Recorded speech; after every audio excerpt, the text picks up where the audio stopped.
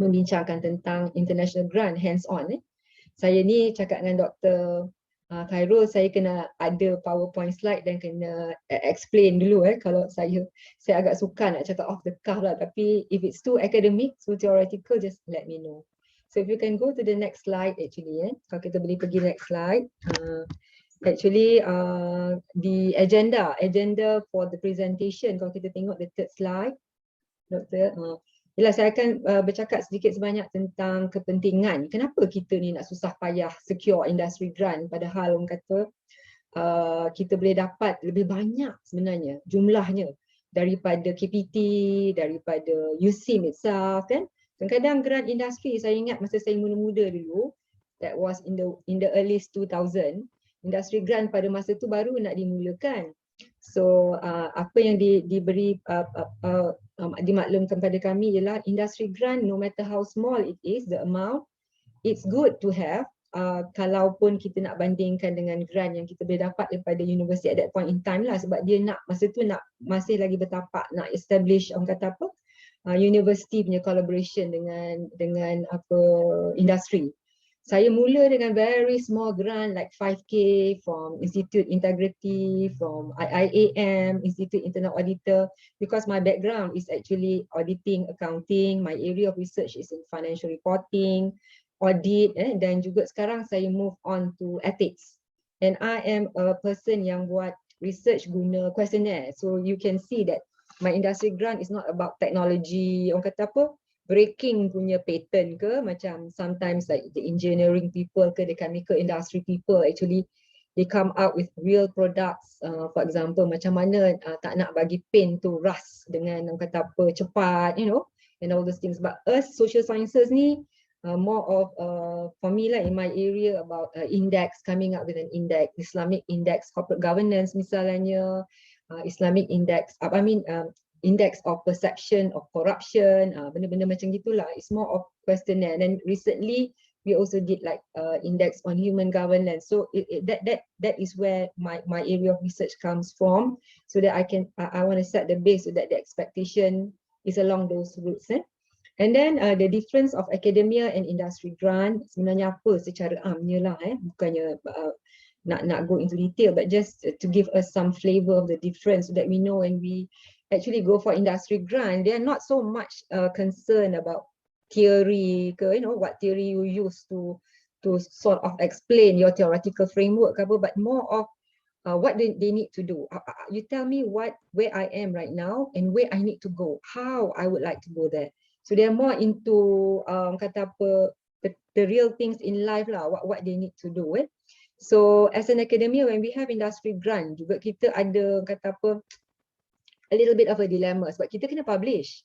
So we don't have grant, lepas grant kena publish dalam academic paper. So what we did lah as a group kan, apabila kita dapat small grants from the industry tu, we figure out also some more objectives so that it can fit our purpose. Kalau kita nak publish, kita kena ada teori-teori sedikit. So itu yang kita kena pandai main lah apabila kita dapat industry grant, I think. Not just to cater the practical side, but also kena selitkan juga a little bit of what we need to have in order for us to publish in the academic journals. And then challenges face, ini sedikit sahaja tentang academy industry ni. Usually apa yang berlaku di sini ialah dari segi intellectual property lah, nanti intellectual property ialah the invention itself. So in our case, more of the index, coming up with the index. Kalau in engineering maybe how they can do, I'm not too sure lah. In engineering when they come out with apa kata apa papers that are made up out of banana leaves ke apa benda lah, how they can actually use waste and come out with new products. So those things actually yang selalu kita come up with a deadlock.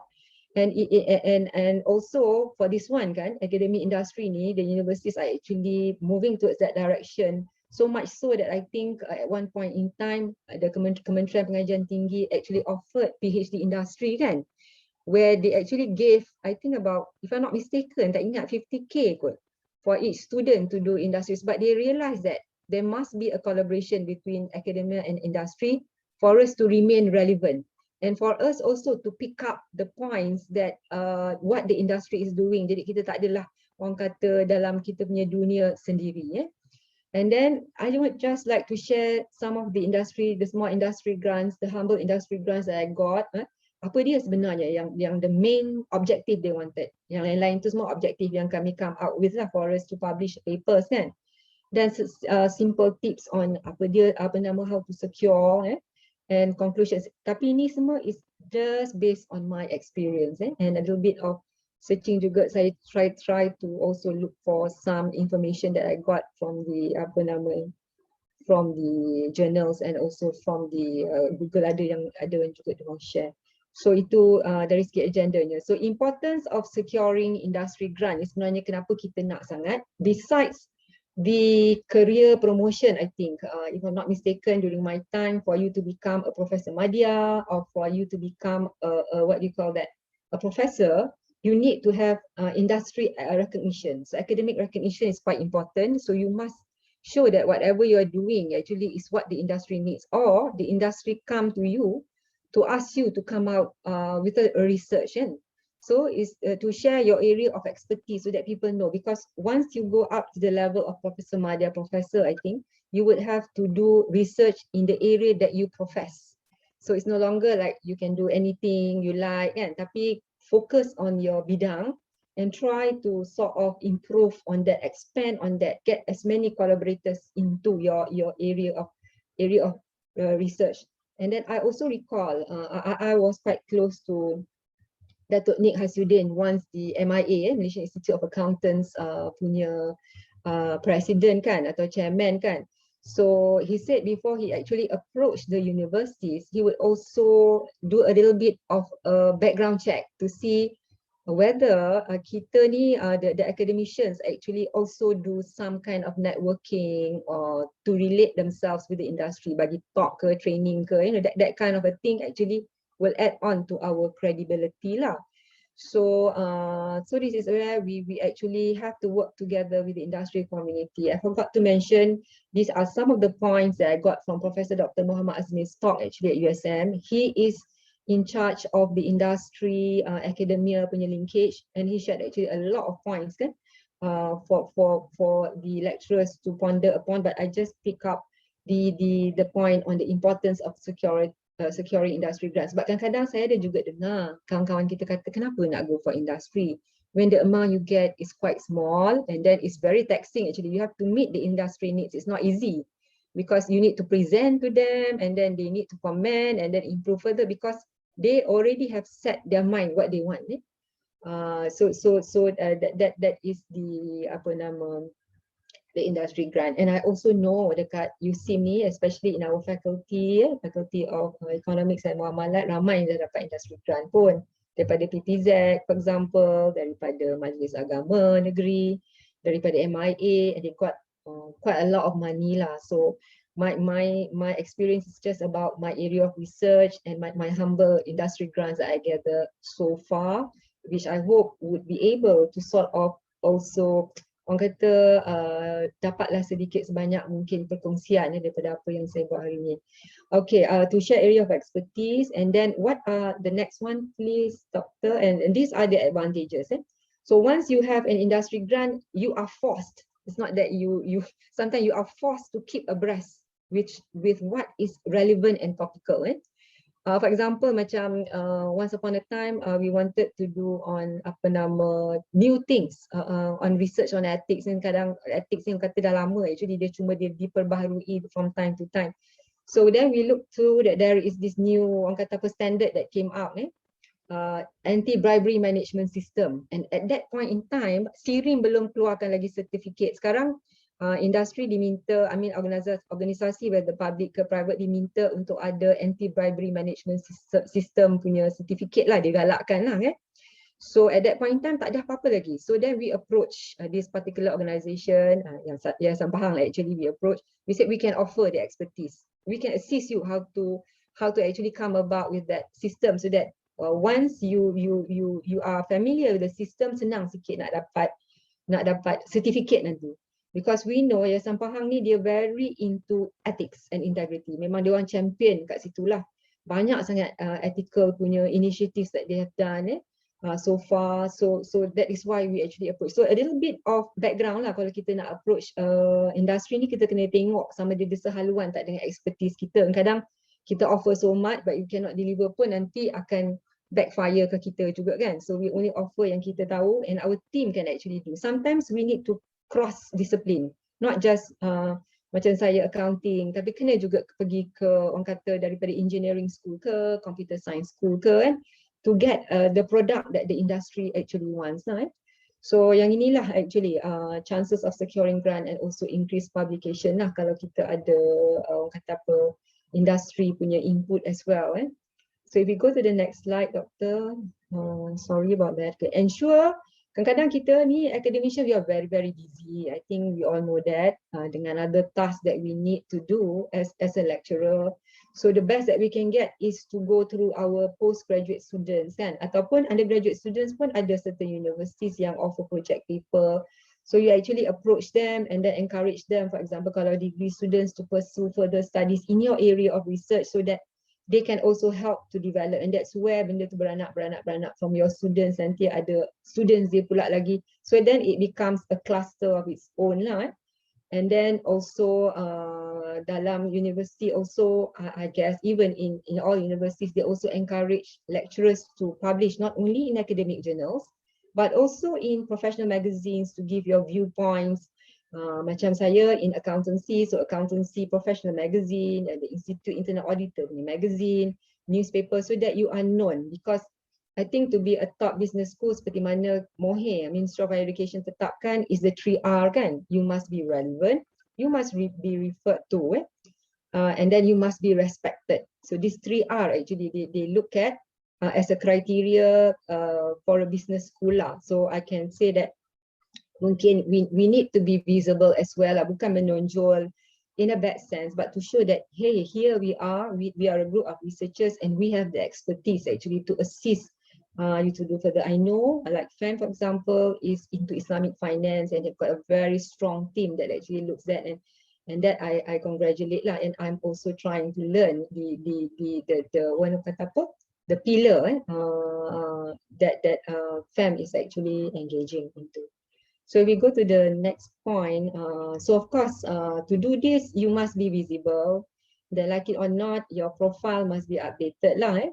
And then from there, sometimes they will look to you for invitation. Kita start dengan invited speaker dulu, kemudian keynote speaker, kemudian dia recognize that you can also evaluate a program, DBA, Masters, MBA, and then thesis, editorial board. So these are part and parcel of being a lecturer, because once you have all this in your CV or itinerary, therefore there will be more trust for people ataupun students to actually approach you to be supervised. Tapi it starts with that lah, maknanya you must keep updating your profile lah, insyaAllah. And certain universities actually memang dia link dekat profile lecturer tu, kat mana dia publish, dia boleh track, students will be able to see. And even in FAM also we are already doing that lah. So tapi certain universities are more aggressive in doing this. So importance tadi kita dah cakap, university ni like it or not memang actually kita ni economy engine ataupun kita ni memang PhD scholars and we know how to do research. That's our expertise because we've gone through the process of being trained to do a research. PhD, the philosophy of it, you know, how we're going to do it to ensure that there's validity, reliability. So sometimes the industry look at us for them to actually confirm what they're doing is actually correct. Cuma we have got to go to the proper process of the academic punya rigor, academic punya protocol lah. And the growing economic challenges due to globalization. So universities should work with the industry to get grants, because now every year I think the ministry is also cutting down on our amount of money that they have allocated to the universities. We are asked to go outside and get grants and get more income kan. So and we need to do research so that we can publish, because that's one of our KPI, and also as a lecturer we can do much actually from our research findings. We can bring it back to the class so that we will always be relevant. And not just looking at benda-benda yang textbook based lah kan.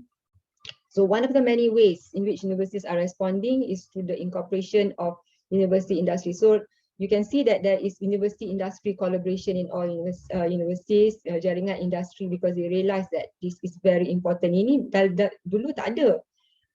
Masa saya mula-mula masuk kerja memang tak ada. After that baru the realization is there, and they know that they need to be focused on that orang kata apa strategy.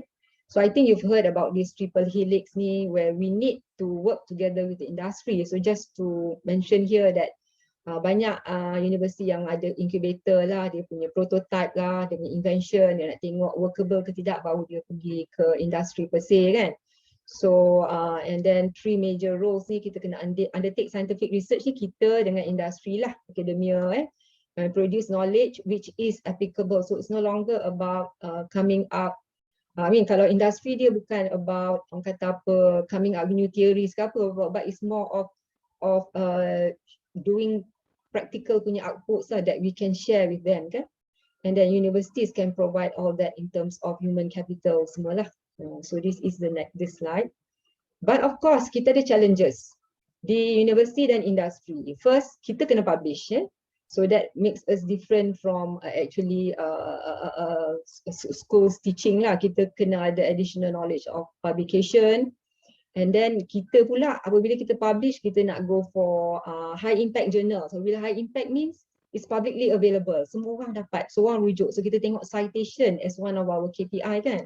But in the industry pula kadang-kadang they view technological know-how ni as proprietary. So dia orang punya own orang kata apa knowledge. So they don't want to share. But I think they want to go on as what they are, and they want to keep on innovating. And benda-benda ni macam trade secrets juga lah So that's the difference in terms of publication. Secondly, I think dari segi intellectual property punya ownership, which I mentioned tadi, mungkin kat sini pun ada orang kata discussion juga antara akademik dengan industri. Dan kalau kita tengok the next slide, another challenge is time. Very fast. So usually it's 6 months, 6 months on the dot. So within 6 months kita dah kena present, and then they should be satisfied. Kalau tak, we need to add further. Jadi before 6 months is up, we actually need to go there and actually present lah. Recently ni ada orang kata governance integrity ada approach University Science Islam Malaysia. So buat governance risk and control of rasuah, corruption risk. So alhamdulillah I was also included in that group. So I think about every month gitu ke, there needs to be a presentation of the progress of the research with GIACC, with the sponsor itself. So it's quite demanding lah, maknanya you always have to be on your toes. Apa benda you buat, banyak mana you belanja kan. So that is ni. Tapi industri pun ada dia punya kata continuum. Ada yang tak berapa strict, ada yang very strict kan. So because they're thinking that it's rakyat's money, and they need to also make sure that it's on the right track lah. And then facilities lah, kita pun lab kita kadang-kadang tak cukup. Kalau saya dengar lah engineering, scientist kata we need to go and borrow yang industri punya lebih canggih and all that. So these are some of the things that we face. That's why we need to collaborate with them. And of course being a lecturer pun kita boleh promote universities through encouragement of exchange kan, so that kita boleh duduk kat industry staff attachment. So if we go to the next slide, Dr. ni kan. So ini secara amnya lah apa benda perbezaan universiti dengan industri. Kita ni more of basic research, fundamental knowledge for example. Dan industri ni kita nak lebih applied research. Maknanya sekarang saya nak come out with new innovation for example, nak help me how to do that. Basic rationale, advanced knowledge, this nak increase efficiency, so it's about productivity, increase profitability, those kind of things. Very practical, product oriented, and then close, confidential. Macam kita kena ada evaluation by peers, peers kena recognize our credibility kan, that kind of difference lah. And then industry very tight, predetermined, I want this.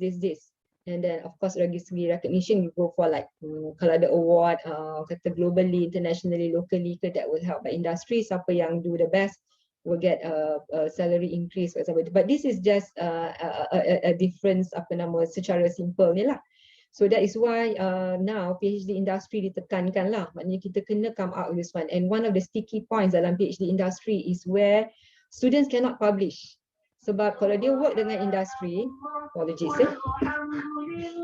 kalau dia work dengan industri, they actually have to publish, tapi in such a way that the publication is not publicly in the public domain. It could be within a close knit of apa nama committee lah. So ada komiti asing yang akan tengok lah dari segi dia punya kata standard that's reached. Macam mana kita nak student kita graduate dengan publication journal. So PhD industry kalau tak boleh kat publication journal, they have to think about where to publish lah, because sometimes this is one of the challenge lah. So I hope I'm not like lecturing. So kalau ada apa-apa nanti we can discuss further. So if we go to the next one, okay, I will just then after having those background about time, about the needs, and then the strict sometimes rigidity of what they want. Ini saya nak share je lah some of my grant that I managed to get over the years.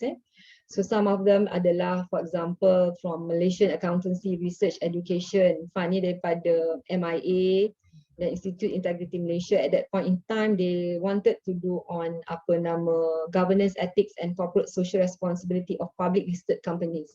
So we had to come out with a measurement of where they are actually, public listed company in terms of ethics. Masa tu tak banyak lagi research on ethics lah. So we were given a small a grant of 40,000 and we had to complete within 1 year. Tapi kan, being a social science, kalau kita setakat pakai questionnaire dan kita juga interview, I think for our grant, for me lah, about 25,000, 20,000 pun should be sufficient, because most of the money goes to the, what do you call that, payment of the research assistant kan.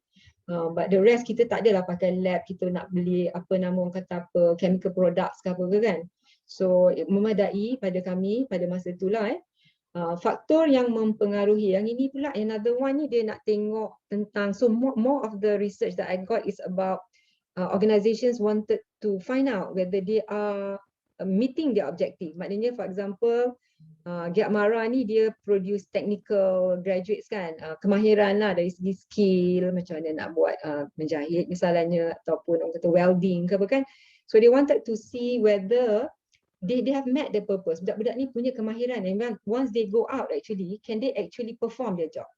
So that was what was given to us. Yang ni ada yang saya jadi ketua, ada yang saya jadi ahli. Yang ini saya jadi ahli.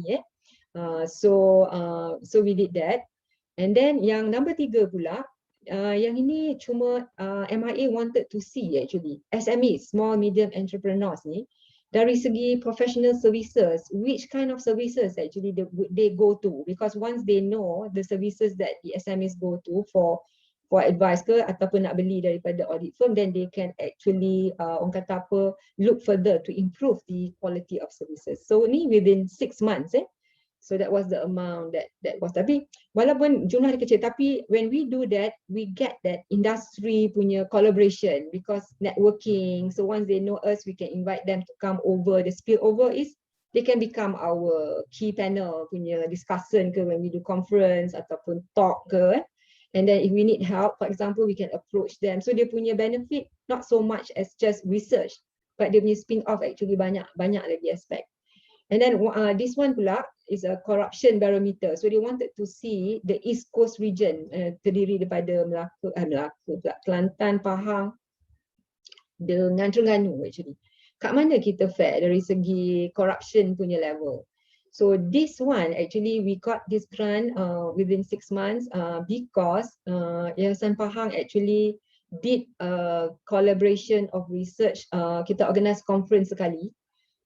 Kita ada conference on ethics, and then they wanted to launch a product actually together with the university. So then this is what they requested to see where they are lah kan, in terms of ethics, because not in line with the conference team lah. And then also from the Malaysian Competition Commission lah, we got 25,000, 6 months, but very rigid, very strict dia punya requirement, where we had to sort of have an interim report, present, mana dia tak suka kena buat lagi. And it's a lot of work actually, because even if though the title is awareness and perception, tapi cuma actually they wanted to find out whether they are doing better now. At that point in time, if I'm not mistaken, 2016. compared to their earlier survey that they did in 2013, which was very low. Orang tak tahu lagi, Malaysian tak tahu lagi pasal Competition Act ni, 2010 extra zero kat situ. So they want to know in 2016 whether they have improved. Kalau they have improved, kalau dia tak improve, kat mana dia kena improve. So more of that lah. Tapi kita kena go to the stakeholders and find out dia orang punya perception. And then the anti-bribery management, ini saya cakap tadi pasal Yayasan Pahang wanted to come out with the certificate. Actually, they wanted to go for the CJIL, anti-bribery management certificate too. So research came in handy to assist them lah, to find out kat mana they should focus. Apa dia kena ada dalam sistem dia. Sistem dia seperti, for example, nanti saya pun akan share sikit kan, tentang they should have a good control system, dia kena ada orang kata apa, training, etc. lah. Dan last yang saya nak share ni ialah kajian impact Yayasan Bank Rakyat actually wanted to see how their scholars fare as compared to the other scholars. So my research is more on perception, questionnaire based, tapi these are some of the things. So kita can go also in this area. Banyak orang yang nak minta juga this kind of study. So if we go to the next one. So ini saja je lah. If you can just press the main objective, actually banyak objektifnya yang kami masukkan, tetapi what they want to see is where is Yayasan Pahang in terms of implementing anti-bribery management system. Of course, when we go and discuss with them, kita kena impress them lah kan, that we have the knowledge and we are capable of showing them where they are.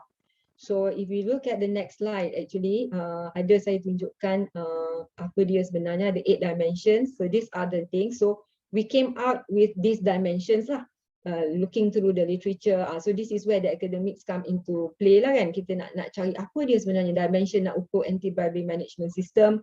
So we do a little bit of LR. So these are the things. After kita dah come out, so there are a set of questions for each one. And if we go to the next slide, this is the level. So kita calculate, kita tengok dia at 50%, maknanya dia okay, moderate level. If they are more than that, they are a little bit more. Tapi none actually of the organizations have reached 100% lah. Of course, that's the best level kan. Tapi with this instrument, actually we can do so many more in other organizations. So after this pun kita ada buat juga dengan organisation lain. So next one, this is where actually the catch it all. Apabila kita present dekat Yayasan Pahang, they were quite happy with this one because we were able to show them, okay, there are 8 dimensions, no doubt. Tetapi Tuan, you actually have to improve in certain areas. Maknanya in terms of tone at the top. Tone at the top ni maknanya the support or the ethical culture that is given by the top management. It's still not there. It's actually at a moderate level. And also reviews and updates are really not there in your system. So you need to do something. But you are good in terms of risk assessment, policies and procedures. So from our small research that we did, we were able to tell them where they are. So actually when we did this, actually they were quite happy lah. Kata, oh, okay, kat sini So what do? So then we invite further training and consultancy that comes out from the research that we have done lah. So inilah saya nak share yang itu. Satu, keduanya, this is corruption barometer ni sebenarnya dia nak suruh kita tengok index of perception corruption, tapi dia tak nak tengok Malaysia. Dia kata only for East Coast. Kat mana Yayasan Pahang, kat mana Pahang stand actually. So we sift through the literature and we found that actually IIM, Institute Integrity Malaysia, dah buat banyak kajian on integrity. Cuma kadang-kadang it's not publicly available. So when we had this collaboration with IIM in our conferences and all that, so they begin to open and they begin to share with us their documentation that actually they did not make public, like actually it's for their own use kan. So we found out that there is one formula that they use in their kajian persepsi integrity nasional. So we asked for permission, we acknowledged their contribution, and we came out with that. So in the next slide actually is the so simple calculation of adding up level of understanding plus perception of corruption. Of course, from many parties, ini semua dia punya simplified version. And we found out that they are actually at 50% level lah, benda-benda macam itulah. So they're happy now. Okay, so they want something measurable so that they can hold on to that, and they want to know what else can they do to increase dia punya level of perception. So we managed to also discuss this lah in the report. So for competition commission pula, tadi yang saya nyatakan nak tengok dia punya awareness level dah improve ke tidak kan. Kalau kita tengok next slide, doktor. Kalau kita tengok, yang ini kita dapati practitioners and lawyers actually. They are of course lah kan, they are into this. Of course they know the Competition Act very well. Tapi dari segi government link companies actually from this research, kalau Dr. Didi boleh press the button kan, ada dia punya result, it's the lowest awareness. And then if we manage to share with them that they are doing a good job, your level of awareness now has actually increased from 56.5%, from 6.6 to 56.5. So we did some focus group, we need to go to Sabah, Sarawak to get the stakeholders and many more lah for us to come out with this simple dapatan, findings of the research. So this is about MyCC. Next one, apa benda lagi? Okay. This is about prison department. So they have actually instituted a parole system tau, macam kat UK semua kan. Maknanya siapa banduan ataupun orang pesalah yang telah show a good behaviour, so they will be put on parole. Parole maknanya dia boleh keluar lah, dia boleh bekerja kat kedai restoran, dia boleh jadi welder, mechanic, they can do, and then dia boleh jadi orang tolong masak. So it's very interesting. So they are very interested to find out, is our parole system working? Can you show us? Can you share with us?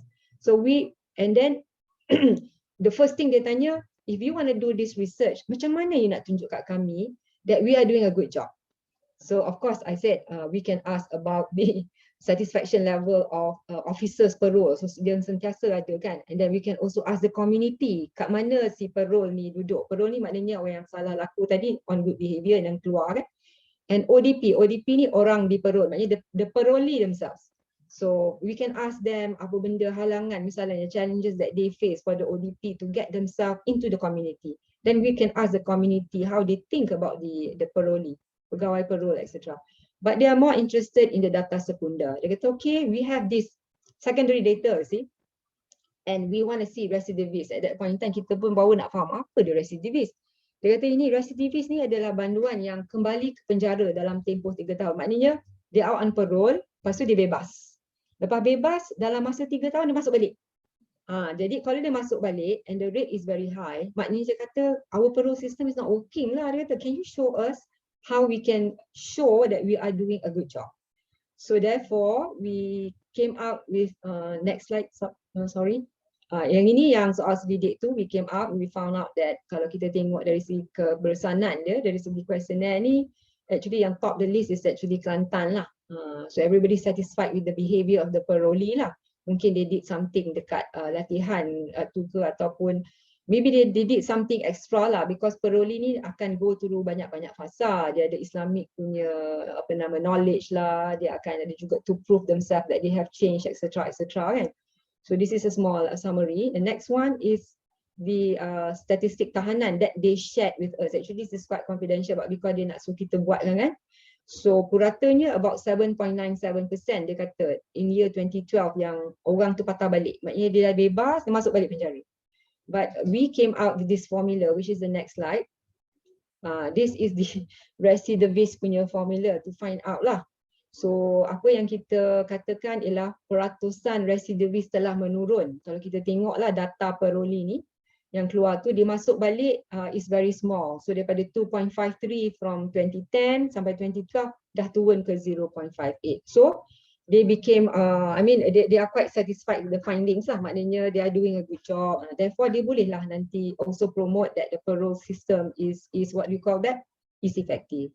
Okay, apa lagi? I think that's all kot yang saya share. Just a little bit of slide MI. Okay, banyak masa lagi lepas cerita-cerita yang itu, how to secure an industry grant. Itulah when we get together as a team, we actually approach a foundation. Macam for example Yayasan Pahang ni is a very good one because they are very into education. Memang dia punya one of the objective is to encourage more universities to actually orang kata apa, more research lah dalam universities, and they have their own college Yayasan Pahang. They offer scholarships, and then dia punya area pula on ethics pun dia support. So cantik sangatlah, padan sangat dengan kita punya area of research. So when we go there, maknanya the perbincangan tu more of like coming out with what they want and what we can assist them to do. So they will then tell us what they want lah. So that was one point yang we managed to get through. So jadi mungkin kita boleh juga approach foundation yang kalau nak buat study education based ni, they have their own universities lah, they have their foundation, ada own universities, and they encourage research kan. They want to learn from us, benda-benda macam tu lah. And industry pula, bila industry, I remember dekat Penang dulu, ada certain industries approach us to find out how they are doing, whether dia orang punya perception of the market about their products tau. So it's a way, lepas tu they want to see also how they have actually contributed to the economic growth. So we had to have team dalam economics, satu team lagi tengok tentang apa orang kata apa, perception of market. So we had qualitative and quantitative team lah together to come up with a proposal to approach them, and alhamdulillah the university got it lah. Graduate School of Business actually got that grant, but at that point in time saya memang tak ada di sana lah, tapi our friends semua discuss and they did this good job lah that they have done. So dia nak hardcore technical dan juga perception based. And then we look at, so inilah universities ni saya nak tekan kat sini kan. Macam Institute Integrity Malaysia masa dia mula, they were asked to champion to increase ethics dalam organisasi. Tak kisahlah private, public ke, apa nama, school ke apa ke kan. So they actually invited us academicians from many universities lah, UiTM masa tu, USN lah, mana UTM I think, banyak lah universities yang masuk kan, then they invite. So they asked us to develop actually. We develop with them an instrument to measure the level of ethics. So they count on us, the academicians, to come out with a tool to help them assess level of ethics. So banyaklah kita discuss tool ni, tapi finally, the one from ARI actually, Accounting Research Institute, Prof. Noma, at that point in time was actually the head of the ARI. So we managed to get together and then came out with this integrity assessment tool, which until now is being used. They use this tool to assess. So apabila kita dah part of them in developing, apabila ada grant nanti ataupun ada queries, university industry approach them to help them measure dia punya level of ethics and how they improve, they need to improve, they akan approach universities. Okay, I have this grant, you see grant. So that's where the networking and the grant will come again and again lah, sebab you have actually established your bidang kat situ kan, together with the others. Okay, next one. And then inilah how they are doing. So kena rajin juga to see apa benda sebenarnya dia punya objektif, apa dia nak. Macam Yayasan Bank Rakyat for example, dia nak tengok how their scholars fare. Tapi dia nak tengok juga dari segi perception market lah tentang dia punya graduates, dari segi attitude, dari segi how well they are performing. So we had to ask certain parties, many parties lah, majikan, community, etc. But they also want to see dalam bentuk secondary data juga, dari segi the growth pattern. Is it, for example, scholarships yang dia bagi ni, adakah sufficient enough for the scholars to actually do better, atau should they give more, ataupun itulah benda-benda macam tu lah, how they contribute to the economic growth, what else should they do. So instead of just perception based, dia nak tahu lebih. So untuk industri ni mungkin kita kalau nak masuk as a team tau, satu on qualitative, satu on quantitative, and then mungkin kena ada juga kind of apa nama collaboration lah between these two groups kan, for us to think of how, because ada nak tengok economic impact, ada nak tengok perception of market, etc. kan. And then College Professional Mara pun dia nak tengok tentang how they actually fare lah students dia. So yang ni pun kan ada banyak kerja lah, interview, questionnaire, visit, interview pula macam-macam parti lah kan, not just one party kan. And then for the Malaysian Competition Commission pun we had to travel lah to a lot of places to ask the stakeholders how they are doing, because the data must be credible. Because kita nak bagi industri, and then industri ni dia apabila dia dapat data nanti mungkin dia akan publish dalam dia punya website, dalam dia punya technical bulletin, and then if anything backfire, kita dah yang dapat nanti yang dapat ni kan. So we need to provide a reliable data juga lah. Nombor 4, apa lagi ada? Sorry, we can go on. Of course lah, good track record tu, kita kena able to deliver on time. Apa benda industri nak tu kita kena match what they want, kita kena deliver. In fact, kita kena offer more than what they want. Sometimes apabila dah tengok level of ethics tu, kita ingat stop kat situ. Lepas tu organisasi tu tanya, so dah tahu dah saya kat sini kurang, apa saya nak kena buat? What is the strategy? Apa short term strategy, long term strategy? So like it or not, dah kena memikir kat situ pula. Jadi in a way dia force kita fikir what to do next, apa benda lagi kan. So kita then get closer to the industry, because once we do that, kita kata okay, I have another problem ni, so I want you to actually go on and see. So kita dah ada rapport, dia dah mula kenal kita kan. Itulah saya rasa that is the beauty of industry grant lah. Walaupun sometimes in the early stage we had to prove ourselves, and after that kalau you dah ada a little bit of just collaboration network tu senang sikit. So I guess that's my humble sharing. So in conclusion, make yourself visible. Try to join professional networking events. Sometimes conferences just over kita pergi attend conferences, we get to know each other, we get to know the keynote speaker, we get to know the speakers ke kawan-kawan kita. It helps actually. Walaupun kadang kita rasa alah buang masa je present 10 minit, 15 minit kena duduk. Sometimes lah masa saya muda-muda saya rasa macam tu, but I think dah tua-tua ni saya rasa banyak actually dia punya advantage. Mungkin pada tu kita tak boleh measure tangibly, but intangibly actually it helps. And then sometimes kena buat muka ni jugalah. You need to sell yourself, approach organisation. I have this, you say group of this. Boleh tak saya offer expertise? What area do you want and all that lah kan. Tapi of course they only have like half an hour, 1 hour. Because they're very busy people. So apa benda you nak offer ni? What can you do? You know, all those kind of things that you need to also project yourself kan. And then of course the grant is quite small, taxing average 6 months. Tapi it depends on your personality actually. If you are a person yang suka cepat habis dapat satu produk publish kan, ataupun you suka macam you want to think about it, it's going to take a long time, atau the nature of the research is difficult. For example, if I can share, Dr. Fuada is on benefit donor concept, a new concept that you want to develop. Of course, we cannot do this within 6 months kan. You kena berfikir, kena find out more about what the market thinks, what needs to be done, etc. So it depends actually on your personality juga pada saya. Kalau you do, tapi I think 1 or 2 would be good lah kalau you can get this industry grant, because once you do that, maknanya you have the academic recognition lah kan. Pada saya lah but of course you will be able to make your research more relevant. You are forced actually to keep abreast of what's going on. Apa new things sekarang kita tak nak tertinggal, sebab kita tak nak apabila kita bercakap dengan industry people kita nampak macam kita tak tahu kan. And then learn to accept the challenge. Banyak macam kerenah lah, kadang-kadang penat kita pergi kita no, this is not what I want, I want this, I want that kan. So you need to be able to meet the challenge and then discuss appropriately, go back kan. And then of course this is a spin-off pada saya kepada much more other things that's coming your way lah, insyaAllah. Kita doakan selagi kita buat sebaik mungkin, seikhlas mungkin, dan lama kelamaan nanti networking tu akan jadi close lah. Jadi kalau ada apa-apa they will come to you first before they actually approach others lah insyaAllah. So I guess that's the humble sharing on my part, my experience, nothing to shout about, small grants, but I hope that you have gotten some things lah, not direct tips maybe, but things that you need to ponder upon and what you should do next. Thank you very much, Dr. Shadia. Over back to you. Thank you. Okay, Alhamdulillah. Thank you Datuk, sharing yang saya sebanyak sangat manfaat dia.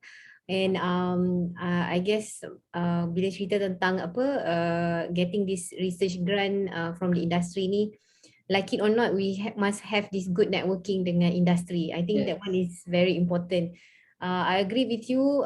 Sometimes kita pun selalu dengar yang academician macam tak ada collaboration ataupun macam disconnected dengan industri kan. So I think this is one platform whereby if we get this industry grant, kita akan dapat get connected lah dengan this industry.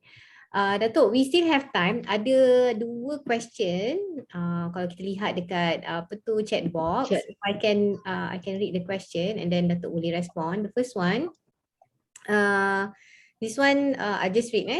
Sometimes when we do research with industry, they do not really care about proper methodology as used in academia. For example, measurement scale that we adopt ataupun adapt for survey. So this might give us challenges when we want to publish. How can we convince the industry that using proper methodology is important? Okay. Soalan ni actually is very good, sebab itu pun actually kan masa saya mula-mula kan, actually when Actually Datuk Nick approach kata boleh tak buat a short survey, SMEs guna tak professional services. So I was thinking, kalau nak publish, mana nak publish benda ni kan? Sebab it's very like what people use and all that kan. So kita kata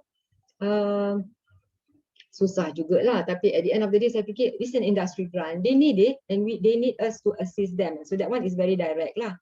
Tapi if you can see Universiti Melaya actually they took that approach tau. Right from the very beginning they dah work together walaupun it's research about awareness, perception, but the report would be very orang kata apa easy to read. So they have actually established that rapport. Okay, back to this question. Actually they actually kita kalau kita use proper methodology ke, kita adopt survey ke, it's okay for them. Tapi kita kena go through our proper punya academic protocol lah, rigor kan. Kita kena ada orang kata apa panel expert punya view. Kita kena ada juga apa orang kata pilot study kalau kita nak buat. We can go through that lah. Tetapi usually for my case, I go for panel expert lah. Kita akan panggil orang discuss debate macam mana. This is the questionnaire for example atau index of measurement yang kita dapat daripada many studies.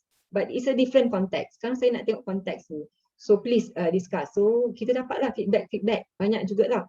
Then only we adopt that for our study because as far as the industry is concerned, mereka nakkan output tu, but in the case of Yayasan Pahang, if I can say, they want also to be terlibat. Maknanya dari segi questionnaire tu pun dia nak tengok whether benda tu pada mereka, because they also have their own officer in charge of integrity, chief integrity officer that is on top of things that also akan terlibat sama. And then they will say, okay, yang ini ni tak boleh ni, academician ni terlampau akademik. Kita main Yayasan Pahang and then kita panggil orang SIRIM sama. So tengok for example lah. So in a way, kita dapat networking, SIRIM through Yayasan Pahang. So at the end of the day, nanti kalau kita nak further collaboration, kita boleh work with them. So yes, they don't really go into the nitty-gritty, but they know. Dia orang tengok ni dia tahu this is too academic. I want this actually. I want to know more about this. I want to know where we are. How do we go from there? You teach us. Benda macam tu lah. So where we are tu memanglah kita kena ada our own expert panels lah from industry kan. Especially context wise kalau dah lain sikit kita kena effort on our own and we know that kalau kita buat apa yang diorang nak aja memang kita nak publish susah. So kita kena masukkan juga kita punya other research objectives. Kita kena ada juga faktor-faktor yang kita tengok lah. In my case for example the relationship lah of the variables kan. Mungkin high impact ni semua tu ni, tapi untuk era Scopus, I think it is acceptable with this research that we do in the industry. Tak tahu nak menjawab tu tak. Itu je yang saya boleh share. Memang itu dilema kita. This is what they want. Tapi kalau kita ikut je cara dia, kita tak ada publication. So kita kena fikir, apa lagi yang saya kena buat masukkan dalam ni. So it's always thinking. For example like today's punya sharing session pun, I wish I can turn it into a publication, walaupun bukan index journal ke buat sharing presentation, tapi I need to have also publication kan. So it's always at the back of our mind as researchers lah. Meet, tapi kita pun kena meet kita punya KPI lah. Okay, betul. Okay, thank you Dato'. Okay, we have another question daripada Dr. Nazlia. Salam Dato', what are the key ingredients or strategies to write up a good proposal for industry grant? Yang ini ni for industry grant tu, itulah usually for this industry grant, I go on the networking punya orang kata apa element tau. So usually they will approach, okay, the secret actually yang macam saya dapat juga grant daripada industri ni is when we do our conferences. Our conferences macam kat my earlier university tu kita buat dengan state opera and all that kan. So usually in every conferences they will begin with orang kata launching of the conference kan. So they also want to share with the public about dia punya state, for example, state punya activities atau state punya strength. So masa kita discuss nak buat conference tu, there will be some amount of money because we will get sponsor from them kan. Usually 50-50 ke kan. If they give us, then kita kata kita allocate certain amount for us to do research. So it becomes an industry grant juga because it comes from them, where the university dengan the state will work together on certain projects. So we close knit. Dengan conference on ethics ni, governance and integrity that I did with UMP ni, for every conference akan ada juga launching. So launching tu would be about the issue, the current issue at hand ataupun the issues that's facing the state juga. So we also, during our discussion of the budget that they're going to sponsor, we will allocate a certain amount of duit untuk do research antara the industry and us lah. And for Dr. Nazia punya soalan ni about the strategies, apa nama tadi? What are the good proposals? So dia tak adalah macam contribution to theory ke apa benda ke, but it's more of solving their problem. Jadi for example, we need to do a little bit of a background, kita nak pergi ke mana, organisasi mana, apa sebenarnya dia punya objektif. Macam dekat saya selalu approach yang College Professional Mara lah kan, macam UiTM lah, saya approach yang education based punya organizations because they want interested to find out how they fare. Jadi apabila kita come up with a proposal, kita kena ikut customkan dengan apa sebenarnya organisasi tu buat. Tapi kalau you nak go for yang technology based ke, nak come up with IT system ke apa ke, therefore your proposal should be along those lines. Tapi then you kena approach industry yang along those lines juga lah. So kena pandai matchkan bidang you dan juga what the industry wants. So that's how the proposal is. Theory they are not interested. They want to find out objektif ni saya nak macam penjara for example. Dia tak kisah nak buat apa buat lah. Tapi saya nak tahu parole system saya ni efektif ke tidak. Jadi benda-benda macam itulah. Jadi you go straight to the point. Of course you kata academic purposes, kami kena come out with profile. So itu dah jadi satu publication kita dah. Profile of parolee for example, berjaya kan. Success factors, boleh come out with article juga. So I don't know whether that's jawab. Jadi kita kena tahu kat mana kita nak pergi. Kalau saya secara macam gitulah, then baru kita come out with the proposal. Kita tanya-tanya dulu ada possibility tak, what we can help, you know, in these things, and then dia akan tengoklah kita punya resume juga apa sebenarnya kita boleh buat kan, those kind of things. Apa ni soalan lagi? Okay, ada Datuk. Dr. Nazia, okay Dr. Nazia setakat tu? Okay, alhamdulillah Datuk menjawab banyak-banyak inputs lah saya dapat. Alhamdulillah. Sorry. Terima kasih Datuk. Datuk, another question daripada Dr. Zurina. Thank you for the sharing, Datuk. Did you manage to get any policy papers from your involvement in industry grants? Policy papers, Datuk. Okay, policy papers ni itulah. Untuk my short term grant about 6 months, usually it comes out with a strategy, a short term strategy and recommendation. So I'm not involved with like macam government policy papers tu kan, tak adalah. Tapi yang dengan state tu adalah dia orang minta policy paper, tapi general lah what they should do, which area they should focus on education kat mana, you know, but not really policy paper lah. That saya tak banyak sangat experience in that, apologies. Cuma my research ends up with recommendation, short term, long term, area dia kena fokus, what they need to do next. So at the end of the day nanti dia panggil kita balik lah, so train diorang punya people on how to do the improvement, but not really a policy paper in that sense. Okay. Alright Datuk, ada satu lagi. There is a situation where the industry invite us to prepare a proposal. Okay, but actually they have already someone to appoint as consultant. So they will take a proposal and give to that appointed punya consultant. So what is your comment? Yalah, yang ini selalu jadi kat kita. Selalu yang jadi kat kita ni apabila kita diminta come out with a module tau. You train our staff kejap. Selalunya kat kilang lah kan. So kita come out lah module A, module B, module C. Bagi kat dia very detail dengan costing. Beria lah ingat kita dapat. At the end of the day tu orang lain dapat same topic. So the trick of the trade is do not disclose so much in detail lah. Maknanya that's just the gist of it. What you can achieve, how you gonna go about it. And then how much budget you would need to come out with this. Tapi detail methodology ke apa ke tak payah cerita lagi lah, sebab kita tak sure kan whether we will be given or not. Sebab tu the networking is important tau. Kalau kita ada good networking, usually tak sampai hati that particular organisation nak buat kita, sebab they always have us in mind, sebab dia rasa macam we can deliver within the time that they want and what would be the expectation. Tapi ini kalau industry in general, memang kita tak boleh disclose too much lah.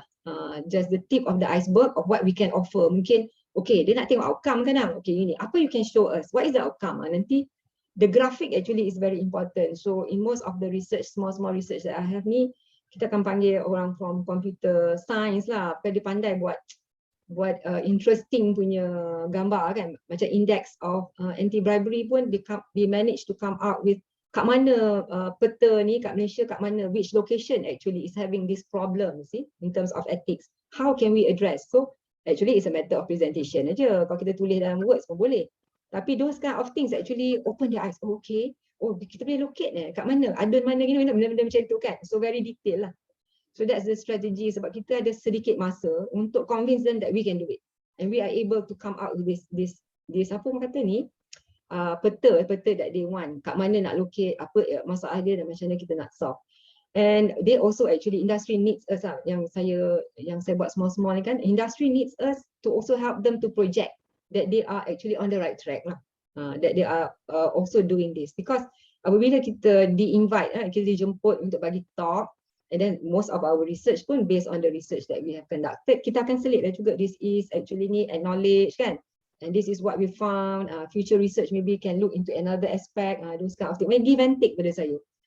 Not to say that kita ni lah, tapi the good networking will assist lah.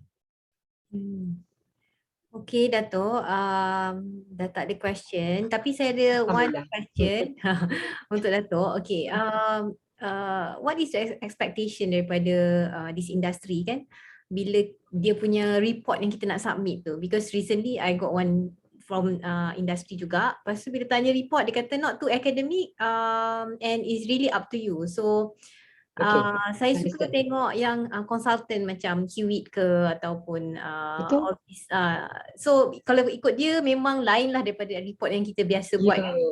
So perhaps Datuk boleh share sikit bagaimana yang sebenarnya selalunya lah industri nak. Itulah dia nak more visual infographic kan. So everybody is going towards that. In fact, one of the research grant yang governance integrity ni, this particular group leader actually she has come out with apa benda dia panggil mock-up ke apa benda, visual, just tunjuk the key points. So this is our findings, what you should do, what are the risk areas and how you're going to tackle. Tapi bukan dalam bentuk words, dia tak nak baca, dia nak tengok gambar.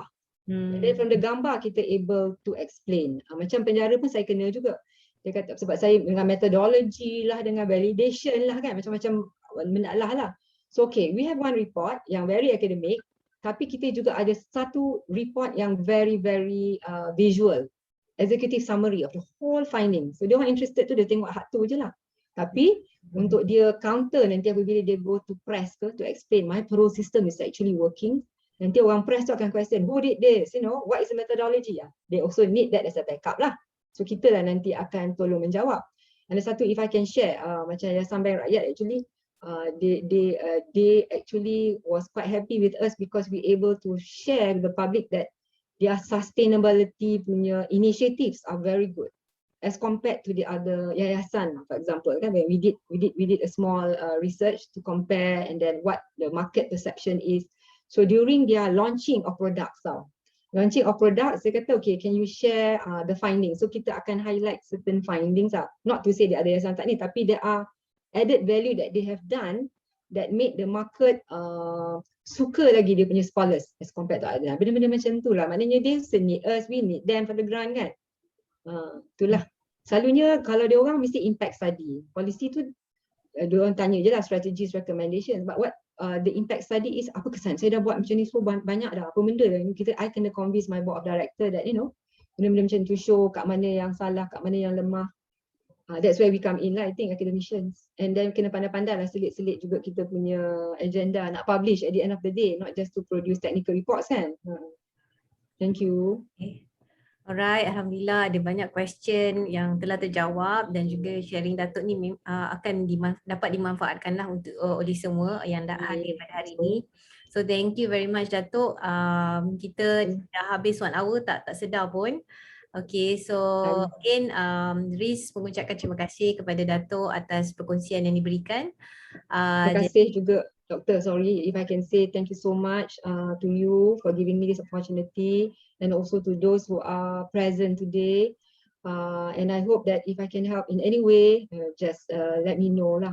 But I hope it helps. Dan saya rasa minta maaf lah kalau ada apa-apa yang tersalah cakap yang saya telah lakukan semasa saya membuat pembintangan. Terima kasih banyak-banyak. Assalamualaikum. Salam.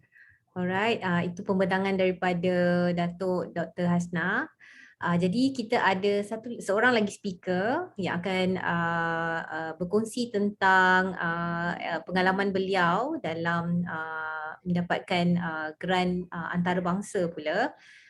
Jadi tanpa melengahkan masa, saya jemput Prof. Madya Dr. Khairul Akmalia Adam untuk berkongsi pengalaman beliau untuk dapatkan grant antarabangsa ni. Silakan Doktor. Okey, terima kasih Dr. Didi. Assalamualaikum. Terima kasih kepada organizer RIS kerana menjemput saya untuk berkongsi dalam sharing session ni. Dan terima kasih kepada Datuk Hasnah for the discussion on industry grant. Dan terima kasih kepada semua yang hadir. Dan saudara Mat Mos pun dah masuk dalam sesi ni. Welcome ya, Muhammad Mos. And welcome everyone to the session. InsyaAllah hari ni saya share slide sekarang ya, Dr. Didi. Okey, boleh. Sekejap ya. Okey, so insyaAllah hari ni kita saya akan cover, saya akan share my own experience in securing one international grant, dan fokus kita pada hari ini adalah grant Chiang Ching Kuo Foundation.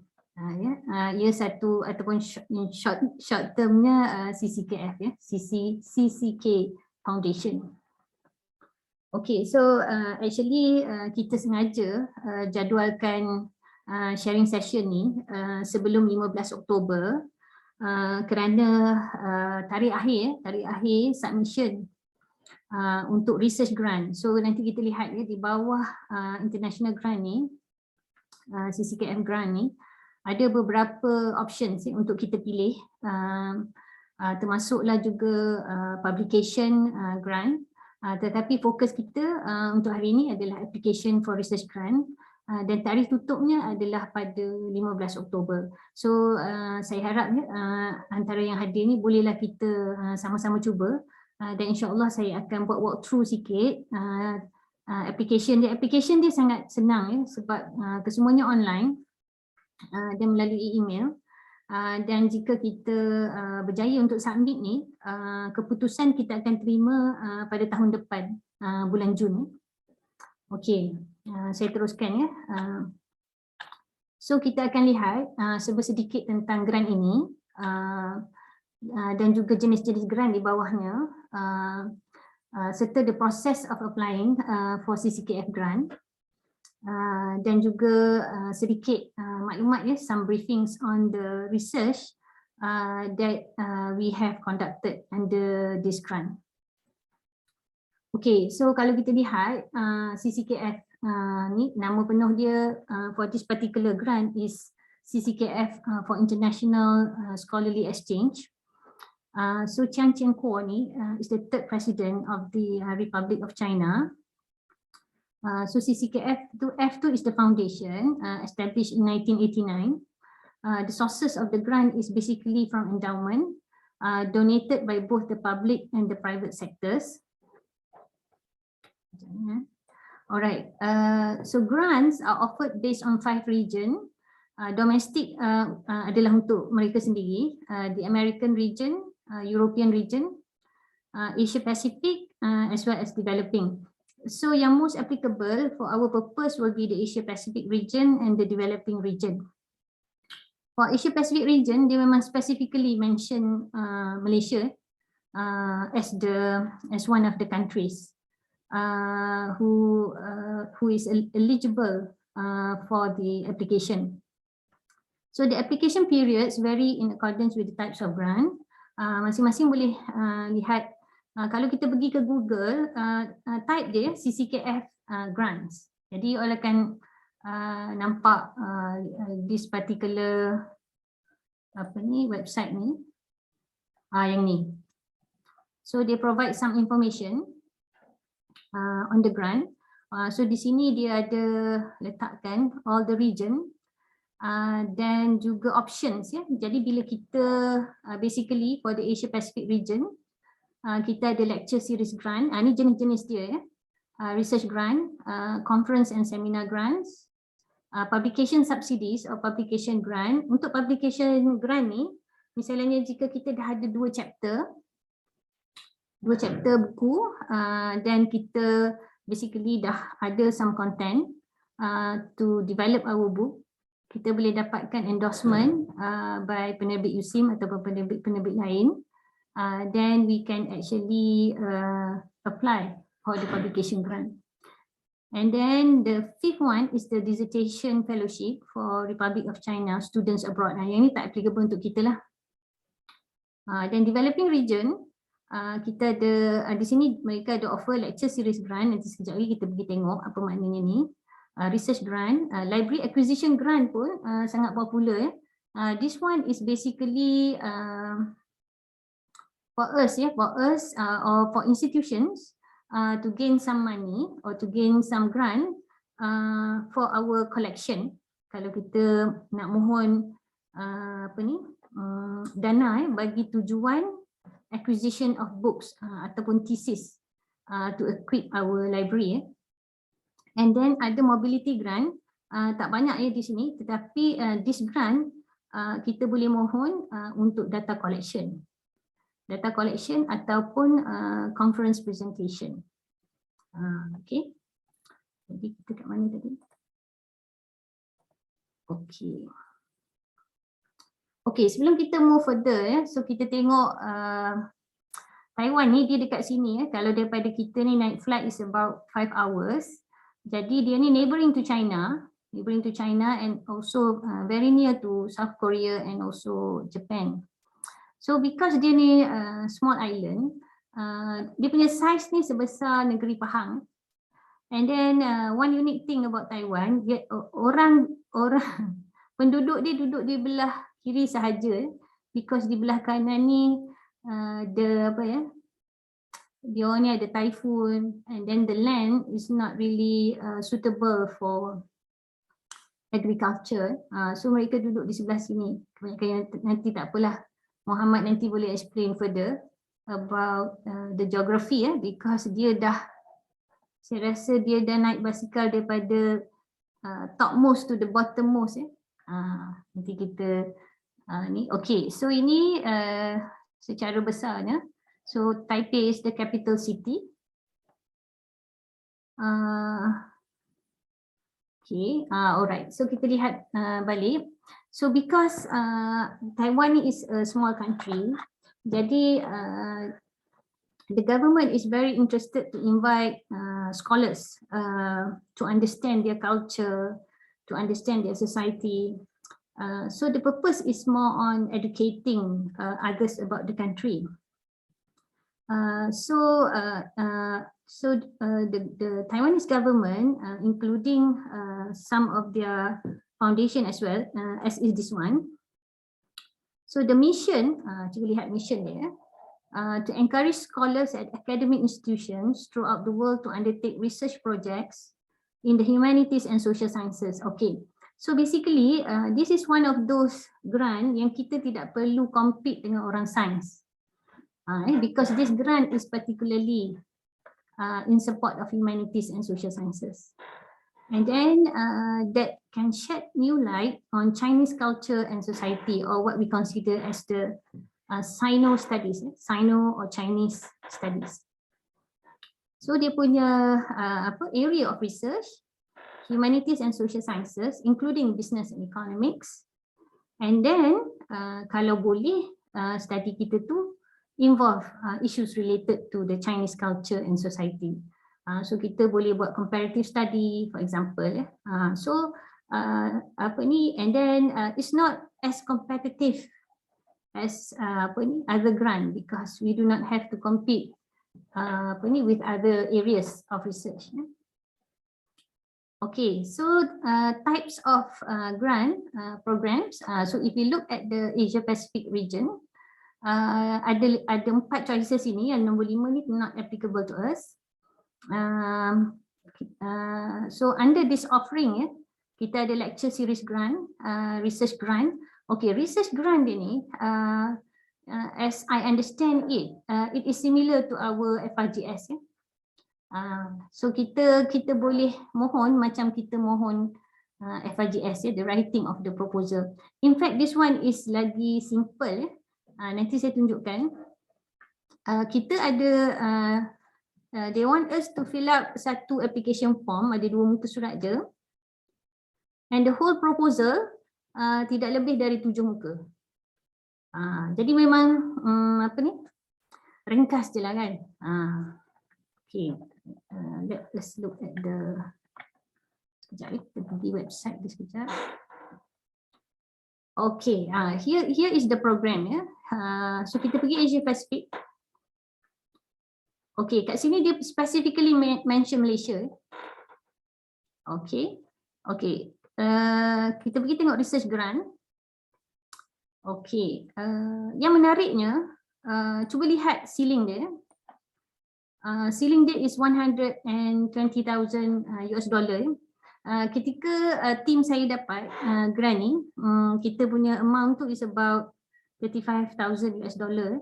Masa tu menyesal tak minta lebih banyak, kan, sebab dia bagi exactly macam yang kita minta, kan. Okay, apa yang dia nak? Okay, kita mestilah full time faculty at academic institutions. So kita insyaAllah semua orang eligible. Priority will be given to collaborative projects involving institutions in Taiwan. So basically kita kena ada satu surat collaborator, tapi don't worry too much about the collaborator because kepada mereka kita tidak ada financial implication, ya. Kita hanya perlukan mereka sebagai collaborator sahaja, kan. Mereka tak perlu keluarkan apa-apa funding, ya, for this purpose. Okay. So projects on Taiwan studies, nampak tak ni? Tu yang kita katakan Taiwan studies or Sino studies, ya, especially encouraged. Research grants are usually given for no more than 3 years. So kita boleh letaklah 2 tahun ke 3 tahun ke. And then the amount should not exceed 120,000 US dollar. And seperti grant-grant kita yang biasa, grant fund may not be used to pay salaries, bukan salaries untuk kita ataupun teaching relief, tetapi kita boleh employ research assistant. Okay. And then research grant will be evaluated according to the following criteria. Biasalah ni kan, long term impact, importance, originality, collaboration. So basically in terms of originality, visibility and methodology ni yang saya katakan it is similar to the fundamental research grant. This is not industry grant, this is pure academic research grant. Okay, application material yang mereka perlukan ialah project abstract. Kita perlulah ada satu in Chinese, kalau ada kawan bolehlah minta mereka check, tapi Google Translate pun dah semakin bagus, ya. So basically bolehlah kan kalau kita hantar ke Google Translate, tapi kena guna Chinese traditional, so adalah Chinese traditional because dekat Taiwan dia masih gunakan Chinese traditional character. And then kita kena ada itemized budget. Dan jika ada supplemented, biasanya kita tak perlulah declare kita ada matching fund ke apa. A description of the proposed project of no more than 7 pages. Ini termasuk semua, ya, termasuk budget, termasuk milestone, 7 page tu. So tak berat, ya, sebenarnya. And then kita punya CV lah, kita punya CV, project directors and all co-directors. List of publications. Yang ni macam kita buatlah satu muka ke, paling banyak pun 2 muka lah kan. And then kita perlukan endorsement letter from our institution yang mengatakan kita apply. Tu senang lah kan. Saya ada contoh-contoh dia semua, kalau sesiapa yang perlukan saya boleh share. So application is through the online database. Okay. Alright.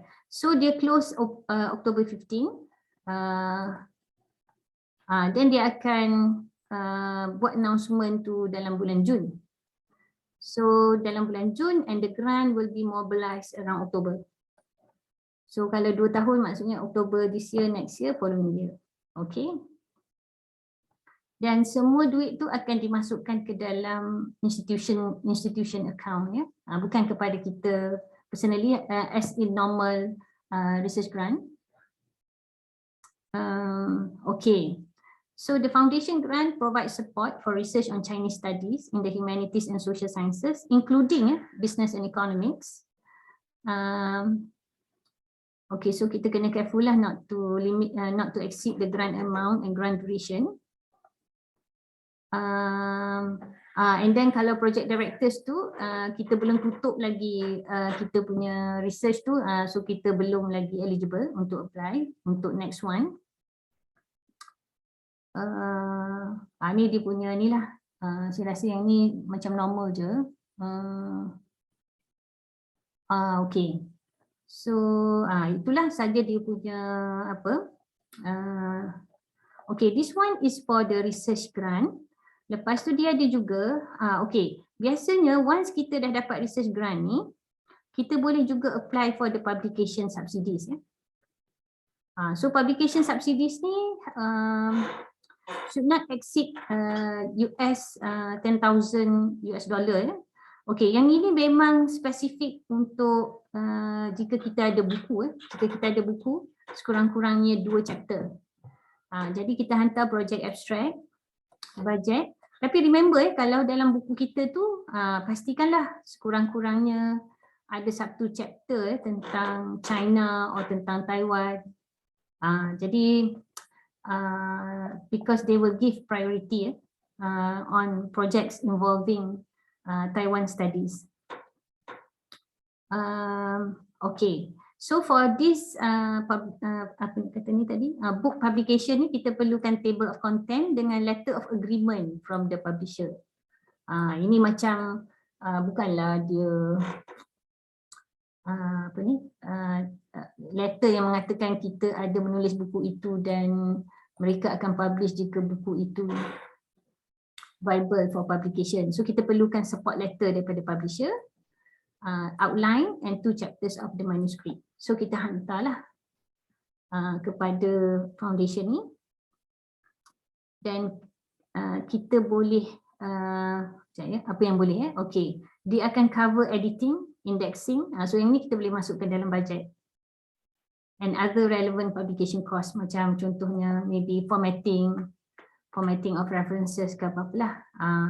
So budget ni memang sebenarnya banyak kan, sebab dia $10,000 US dollar ya. So kalau kali dengan 4 tu, so about 40,000 juga ya. Dan ini masih sempat lagi untuk kita semua sebab next deadline is January 15. Tapi dia dah buka for this particular purpose, saya rasa December. Okay, so itu buku, tu grant buku. Okay, lecture series ni, okay, sekejap ya. Lecture series ni, jika kita hendak invite scholars daripada Taiwan untuk buat lecture, ni kan, to conduct 6 or more open lectures. Untuk tujuan ni lah, sebab yelah dulu kan pre-COVID, kadang-kadang kita boleh invite scholars datang kan. So dia punya amount for the lecture series is, ni ceiling 25,000. Boleh baca lagi yang ni lecture series. Dan finally kita ada conference and seminar grant. Jika kita hendak organize a conference or a seminar, tetapi ada komponen Taiwan studies di dalamnya. Kan, for example, we organize a conference and then ada satu specific track involving this project, kan, for the application to be favorably considered. Yang ini deadline dia macam ni. sekali waktu ni. Ini kalau tengok date kita macam mana lah bila kita nak organize conference tersebut. Okay, so itu adalah dalam Asia Pacific region. Kalau kita pergi pada developing region pula, yang ini yang menariknya di sini, ada mobility grant. Ini yang saya mention tadi. So mobility grant ni dia akan cover $1,000 untuk faculty members like us dan 800 for graduate students, including kalau kita sukalah to attend conferences, collect materials, ini including going to the libraries, and then undertake field work. And then of course the purpose of doing all this must be aligned with the purpose of the foundation. Untuk students ataupun scholars, kita boleh apply to cover 1 week visits in sinological libraries yang mereka adalah all over the world. Tapi this is like a subsidy, so dia tak adalah mahal sangat. Dia punya sponsorship tu, tetapi application dia agak fleksibel. April 15 for academic events from June through December, and then September 15 for academic events from January to May of the subsequent year, tahun depannya. So those are some of the categories of grant that basically we can apply under Asia Pacific and developing region. Okay, mana tadi? Okay, sepatutnya tadi kita ke sini dulu tapi tak apa. So Sino studies ni basically studies that involve culture and society, Chinese culture and society in Sino areas all over the world. So tapi basically because kita punya foundation ni berada di Taiwan, jadi basically kita nak study the Taiwanese culture and Taiwanese society. Jadi studies include humanities and all areas of social sciences, including business and economics. Jadi saya dah tengok some pattern regarding accepted field of study. Kebanyakan study itu basically these people come from the background of sociology, religion, history, geography. Yang accepted topics tu kita tengok ada innovation because Taiwan is basically an innovation based economy. Ada tajuk health and well-being, political sciences. Ada juga related to charity, development studies, environment and green also is kind of popular. Kita tengok sekejap yang dapat tajuk-tajuk yang dapat baru-baru ni. Semua orang masih dengan saya ke? Masih lagi. Don't worry. Okay, yang sesi yang dapat tahun ni.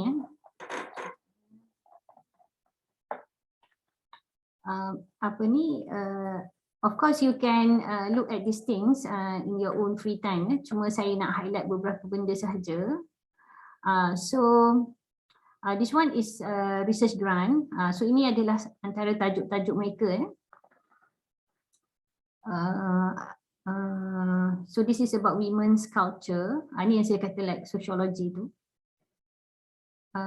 Okay, ada yang history. Ada few yang history. Ini about globalization juga. Ini ada sedikit tentang financing. So dia punya dia punya tajuk-tajuk tu ialah kan you all boleh tengok sendiri macam mana the titles that are actually so called accepted by the committee ni. So this is publication subsidies. Ini tajuk buku. Ini tajuk buku.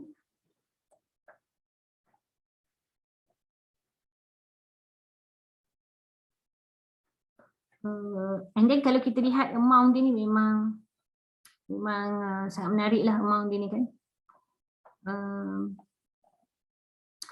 So boleh tengoklah dia punya tajuk-tajuk yang berkenaan. Alright. So requirements dah. Okay, kita tengok je macam mana nak apply. Sekejap ya, mana dia punya application.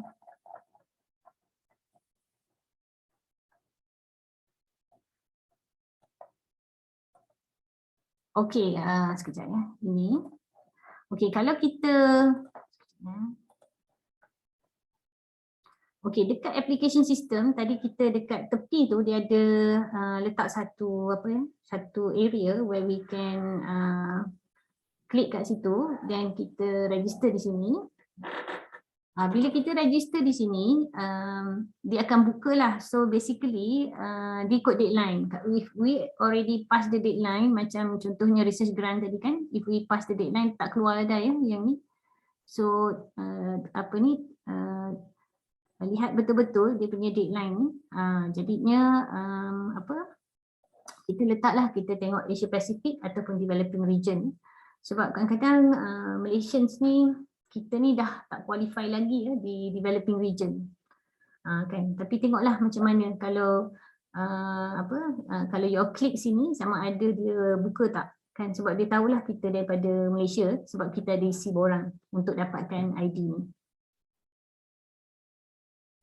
Okay, ini grant yang kami dapat, tim saya.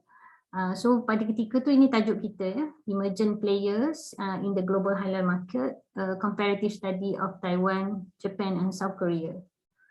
So pada ketika ni kita tanyalah juga dengan kawan-kawan kita di Taiwan kan, sama ada kita nak buat Taiwan saja ke kita nak buat comparative. So dia orang suggest kita buat comparative sebab Taiwan, Japan and South Korea ni they are very competitive. Dia tak boleh kalau dia tahu macam orang Taiwan tahu Japan buat apa, South Korea buat apa, dia orang pun nak yang sama. So perhaps itulah yang menarik minat mereka untuk approve grant ni. Okay, so kita out of this kita dapat $35,000 US. Jadi kita boleh employ research assistant for 2 years dan gaji research assistant pun kita boleh tentukan sendiri kan. Itu yang seronok because dan tidak perlu GRA. Ini yang menariknya tentang grant-grant luar because kita tidak tak terlalu tertakluk kepada macam-macam rules So research ni kita buat di Taiwan dan kita juga collect data di Jepun. So all these travelling expenses ni memang kita incorporate dalam grant kita. Then out of this kita baru je ingatkan nak buat promosi hari ni ya, kita buku kita yang terbaru ni Halal Taiwan ni baru je sedang dicetak agaknya. Kita pun dah ingatkan kita nak promosikan ya, tapi tak sempat lah sebab belum dicetak lagi. Lepas tu kita ada 2 juga jurnal artikel, tapi sebenarnya masa ketika kita buat kita promise 1 jurnal artikel sahaja. Tapi because of course because resources tu pun banyak, jadi kita bolehlah buat lebih daripada 1 artikel. So insyaAllah this grant will expire in December. Jadi kita akan tutup. And this grant kita tak boleh kita tidak boleh masukkan anything yang related to publication. Jadi that's why lepas research grant diorang akan support pula dengan publication grant. Okay, here jadi out of this because kita ada resources tu kita bolehlah buat blog lah, buat video lah kan. So these are some of the research output yang kita ada. Okay, next saya so habislah ya tentang CCKF grant. Saya harap sangat ada antara kita ni yang berminat untuk apply sebab the application is quite simple. InsyaAllah boleh sempat sebelum 15 ni, tetapi dia punya time is very strict ya. 11.59 tu memang kena hit enter terus, pastikan internet pun okey. Sebab kalau lambat kalau lambat dia takut dia tak terima jadi pastikan sebelum 11.59 tu, dan tekan submit ya. Sebab kita pernah so-called submit, tapi kita rasa macam dah tekan submit, tapi esoknya sistem administrator kata kenapa tak tekan submit, nasib baik dia suruh kita tekan submit ya. Kan, so tapi apa-apa pun saya harap ramai yang sekurang-kurangnya adalah yang berminat untuk apply dan boleh dapat ya, insyaAllah. Announcement ni kita tunggu tahun depan. Okay, so quickly ya saya cover 5 minit je sebab Dr. Didi tadi ada mention tentang fellowship ni. Okay, so you all boleh saja rakan-rakan boleh pergi kepada sekejap ya, di Google je ni, boleh type saja Fellowships Taiwan. Okay, so one of the most saya nampak yang paling popular dan yang paling budget dia reasonable lah untuk kita kan, is the MOFA scholarship ya, MOFA fellowship. MOFA fellowship ni Ministry of Foreign Affairs ya, Ministry of Foreign Affairs Taiwan fellowship. So yang ni memang Malaysians memang ramai pergi, tapi mainly yang Mandarin speaking sebab yang tak Mandarin speaking ni biasanya macam tak familiar dengan Taiwan kan. Ya, kan Dr. Didi ya? Kan. Tetapi ini satu, dan diorang ada juga beberapa, boleh pergi ke Google untuk lihat ni ya. Ministry of Education pun ada fellowship dia sendiri. Dan juga ada language scholarship ya, kalau kita willing untuk belajar 3 bulan Mandarin kan. Nanti saudara Mat Mos akan explain further lah tentang beberapa scholarship yang kecil-kecil ni kan. Tetapi ada banyaklah peluang ya untuk kalau yang berminat ya, untuk macam short attachment kan. Mereka juga actually saya pernah pergi satu fellowship yang 1 bulan kan. For MOFA ni between 1 to 12 month. Jadi bagi siapa yang hendak ambil cuti sabbatical ke, dia sangat sesuai. Tapi ada juga yang certain fellowship tu 1 month kita spend di sana untuk buat research, fieldwork ataupun sebagainya lah. Depends on the topic of our research that we want to do over there. Okay, so itu saja Dr. Didi perkongsian saya petang ini. Saya harap manfaat dan semakin ramailah rakan-rakan boleh apply ke geran CCKF ni. Terima kasih. Okay, terima kasih Dr. Karul sharing tentang international grant ni. InsyaAllah ramai ni yang akan apply. Saya dengar pun saya rasa saya dah kat Taiwan dah lama tak terbang kan. Grant apa nak apply tu, apa nak buat tu tak tahulah lagi. Tapi thank you for sharing. Okay, kita ada question sikit sebelum kita pergi kepada special appearance. Kita nampak kita punya sahabat dari sana pun dah bersedia. Cik Mat Mos, saya keep the questions until the end, boleh ke Dr. Karul? Boleh. Kita bagi laluan dulu, orang Taiwan dah menunggu. Boleh, okay. Silakan. Alright, jadi pada hari ini, first time kalau dalam RIS biasanya ada speaker sahaja yang akan membuat perkongsian. Tapi hari ini kebetulan kita bercerita tentang international grant melalui kenalan Dr. Khairul Akmalia. Kita ada special guest hari ini. Mungkin saya akan bagi introduction sikit lah kepada kita punya guest untuk hari ini. Sekejap ya. Hilang pula dia punya ni. Okay. Okey, hari ni kita ada bersama-sama kita ialah Cik Muhammad bin Mos.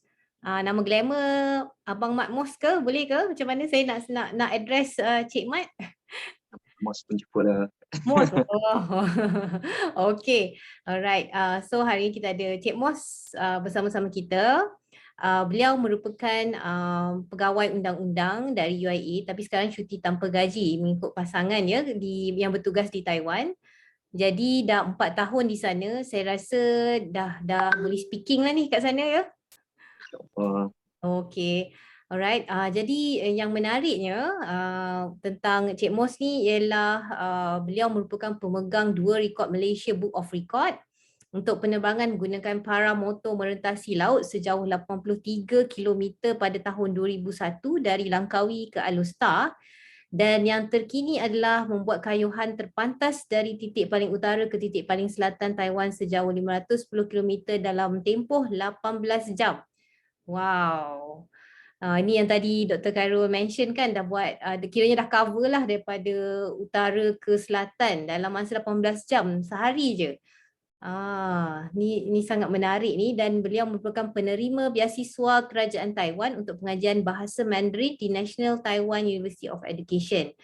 Di sana Cik Mos ni banyak juga terlibat dengan program kemasyarakatan termasuk sukarelawan masjid untuk mosque tour di Taipei Grand Mosque, dan sekarang ni dalam penghasilan buku berkaitan penjelajahan berbasikal dan kehidupan di Taiwan termasuk berkaitan Islam, halal, pendidikan, riadah dan budaya masyarakat setempat. Okey, jadi alhamdulillah terima kasih Cik Mos kerana sudi bersama kita pada petang ini. Sekarang ni masa masih lagi pukul sama ya dengan Malaysia? Sama lagi. Sama kan? Okey. 4.15 juga. Okey, jadi tadi Dr. Khairul dibuat sharing tentang nak apply international grant. Jadi perhaps saya ada beberapa soalan lah untuk Cik Mos nak kongsi dengan kami yang rasanya makin eager nak apply grant ke Taiwan ni. Jadi mungkin boleh ceritakan sikit bagaimana sebenarnya Cik Mos ni boleh mendarat ke Taiwan ni, dan bukannya sehari dua kan, dah 4 tahun dah kat sana tu. Boleh cerita sikit kat sana? Bismillahirrahmanirrahim. Assalamualaikum warahmatullahi wabarakatuh dan selamat petang. Terima kasih Puan Moderator Dr. Syadia, Dr. Hasanah dan juga Prof Associate Prof Dr. Akmaliah, sahabat saya yang saya jumpa di Taiwan. Saya rasa 2 tahun lepas. Actually boleh nampak saya ke? Jelas ke? Sebab Boleh, saya tak boleh. nampak apa. Okey. Nampak jelas. Okey, alhamdulillah ya. Terima kasih atas jemputan pihak penganjur dan juga Dr. Akmaliah untuk sedikit perkongsian pengalaman saya di Taiwan ini. Dan saya sebenarnya jumpa Dr. Akmaliah ni saya rasa hampir setiap minggu kalau di semasa beliau di Taipei dulu. Bila berjumpa ni biasanya di masjid lah setiap hari Jumaat ya, untuk saya pergi solat dan sebagainya. Dan di situlah saya mengenali. Dan di Taiwan ni tak ramai sebenarnya kalau Melayu Muslim ni. Kalau yang ada yang kita tahu kurang daripada 100 orang. Jadi maksud dia kalau orang yang datang untuk tempoh mungkin 2 bulan, 3 bulan, kita akan tahulah. Kita akan jumpa, pasti kita akan jumpa di masjid ataupun di mana-mana. Jadi jumlah kalau di keseluruhan Taiwan ni dia tak lebih daripada 100 orang. Dan keluarga yang menetap di sini pun tak lebih daripada 15 keluarga ada di Taiwan ni, Melayu Islam. Tetapi untuk bangsa lain, bangsa Cina dan sebagainya ramailah. Dan pelajar Malaysia antara pelajar yang paling ramai di Taiwan ni, ya. Pelajar Malaysia selain pelajar-pelajar Indonesia lah. Kalau tak silap saya, ranking kedua yang tertinggi di Taiwan ni pelajar antarabangsa. Jadi bagi saya untuk bila bercakap dari segi topik yang dibincangkan pada petang ini, tidak asing bagi saya lah, sebab saya pun sebagai pentadbir di universiti saya juga terlibat dalam aspek perundangan bila melibatkan pihak industri lah dalam untuk MOU, MOA dan sebagainya, melibatkan geran dan sebagainya. Jadi sebenarnya saya rasa saya rasa bertuah sebenarnya bila saya berada di Taiwan ni untuk tempoh saya rasa agak lama juga sebenarnya, dah 4 tahun lebih sebenarnya. Sebab saya banyak meneroka peluang-peluang yang ada di Taiwan ni. Dan seperti dimaklumkan tadi, saya adalah seorang penerima ni lah beasiswa Taiwan, ya, beasiswa pengajian Mandarin di Taiwan selama setahun, dan selepas tu saya lanjutkan lagi untuk tempoh 3 tahun sebenarnya di pusat bahasa, pusat Mandarin. Dan selain tu, because meminati bahasa ni, saya rasa satu keperluan bila berada di Taiwan ni.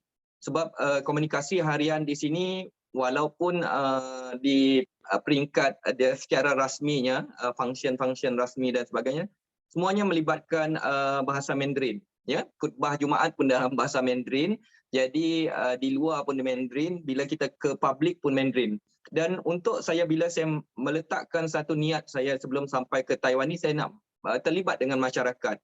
Jadi dari segi kongkongan cabaran bahasa ni merupakan satu cabaran yang besar lah, untuk sama ada untuk kita pergi mencari makanan, pergi ke tempat, nak explore dan sebagainya. Jadi di situlah sebenarnya minat saya untuk mendalami bahasa Mandarin ya, sebelum saya datang di Taiwan, tapi dari segi pembacaan dan sebagainya. Jadi setibanya saya di Taiwan ni, saya mengambil ni lah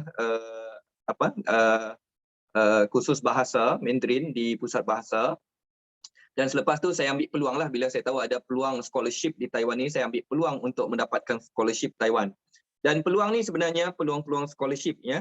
Kalau petang ini saya rasa satu peluang untuk saya berkongsi kepada masyarakat di Malaysia, khususnya Melayu Islam Bumiputera, yang saya rasa sangat sedikit ya, berbanding dengan bangsa lain ataupun daripada negara lain yang mengambil peluang.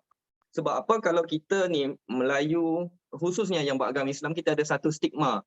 Oh, Taiwan ni kita susah nak makan. Taiwan ni kita susah untuk beribadat. Di Taiwan ni susah untuk kita berkomunikasi. Itu stigma, termasuk saya sendiri dari awal. Tapi bila berada di Taiwan dan even sebelum pun, saya letakkan satu cabaran untuk saya terlibat dalam masyarakat dan juga boleh berkomunikasi. Jadi alhamdulillah, saya rasa dengan peluang yang ada sekarang ni, saya rasa tidak kekok lah. Saya rasa macam saya seperti rakyat tempatan lah, bila pergi ke pasar dan sebagainya untuk urusan harian dan apa-apalah di Taiwan ni, termasuklah aktiviti berbasikal saja. Dan bila kita mahir berbahasa ni, dia membuka banyak ruang sebenarnya ya. Kalau tadi Datuk ceritakan pasal networking, kalau di Taiwan ni, kalau kita nak networking ni, tanpa bahasa Mandarin kita fasih walaupun sedikit, saya rasa agak sukar lah.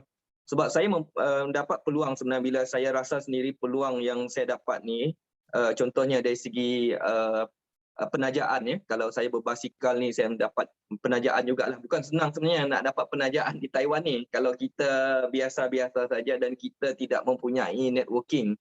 Jadi sebagai contoh ya, bila saya berbasikal, saya bertemu, bila acara saya bertemu yang rakyat tempatan, kita beramah mesra, berkenal dan sebagainya. Dan dia memperkenalkan, bila dia tahu kemampuan kita punya kelebihan, dia memperkenal. Why not you refer to this agency, this company that willing to support you and so on. Dan dengan kejayaan tersebut, saya rasa dengan networking yang ada, saya sampai ke peringkat inilah. Dan alhamdulillah di Taiwan ni saya mendapat ni lah yang seperti pengiktirafan kayuhan terpantas di Taiwan. Dan sebenarnya di Taiwan ni saya telah menjelajah, saya mengelilingi Taiwan ni dah 2 kali sebenarnya berbasikal ya. Dalam tempoh ni yang baru awal tahun ni, saya buat dalam masa kurang daripada 4 hari, mengelilingi Taiwan sejauh 1000 kilometer. Dan saya rekod terpantas juga dari utara ke selatan.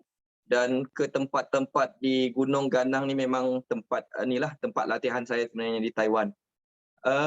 Dan saya berbasikal sebenarnya hampir setiap hari sebenarnya di Taiwan ni ya, dengan lebih kurang dalam 2000 km sebulan lah kayuhan saya. Dan insya-Allah pada hari Jumaat ni, pada minggu ni, saya akan melakukan satu lagi cabaran kayuhan sebenarnya sejauh 1000 km dengan pendakian 12 gunung di Taiwan ni, yang merupakan ni saya baru dimaklumkan tadi, pihak Malaysia Book of Record akan mengiktiraf sekiranya saya berjaya dalam tempoh 72 jam pendakian 12 gunung jauh 1000 km, satu lagi rekod untuk saya di Taiwan lah.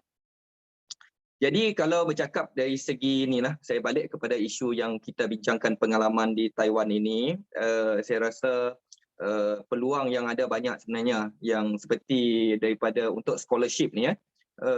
Sebab kita masyarakat kita tak tahu sebenarnya, sebab kadang-kadang kita letak main setting sebagai inilah, saya di universiti jugalah sebagai pentadbir dan warga universiti. Kadang-kadang pelajar kita ataupun anak-anak kita sendiri, kita letak main setting, oh nak pergi ke Europe, nak pergi New Zealand, Australia dan sebagainya untuk melanjutkan pelajaran. Sebenarnya di Taiwan ni banyak peluang ya, banyak scholarship yang ditawarkan, satu dari peringkat sijil sampailah ke fellowship, master, PhD dan sebagainya. Dan seperti yang saya nyatakan tadi, amat kurang orang kita yang apply sebenarnya. Sebagai contoh, daripada 40 ya penerima beasiswa pada tahun 2018, saya penerima tahun 2018, cuma 3 orang saja yang Melayu Islam yang terima. Dan seorang tarik diri, tinggal 2 orang lah. Jadi setiap tahun kerajaan Taiwan daripada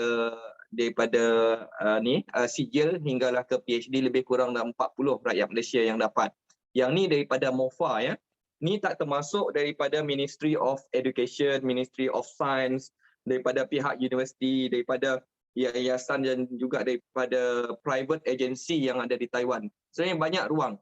What more, kalau sekarang ni kerajaan Taiwan ni melalui New Southbound Policy ni, dia menjurus kepada networking kepada banyak negara-negara Islam contoh di Indonesia, Malaysia dan sebagainya. Jadi kita sebenarnya mempunyai peluang yang lebih sebenarnya. Cuma kita tak tahu bagaimana nak apply, sumber-sumbernya bagaimana. Jadi saya rasa perkongsian daripada Datuk tadi dan juga Dr. Amaliah tadi penting sebenarnya ya, dari segi networking, dari usaha kita macam mana kita mendapatkan sumber-sumber dana. Dan walaupun saya berbasikal sebenarnya, aktiviti berbasikal di sini, sebab saya ingat saya nak balik tahun lepas ya. Jadi bila nak balik dengan pandemik yang ada, saya postpone. Satu bless untuk saya jugalah untuk explore further Taiwan ni, untuk ke kepulauan kecil di luar Taiwan ni.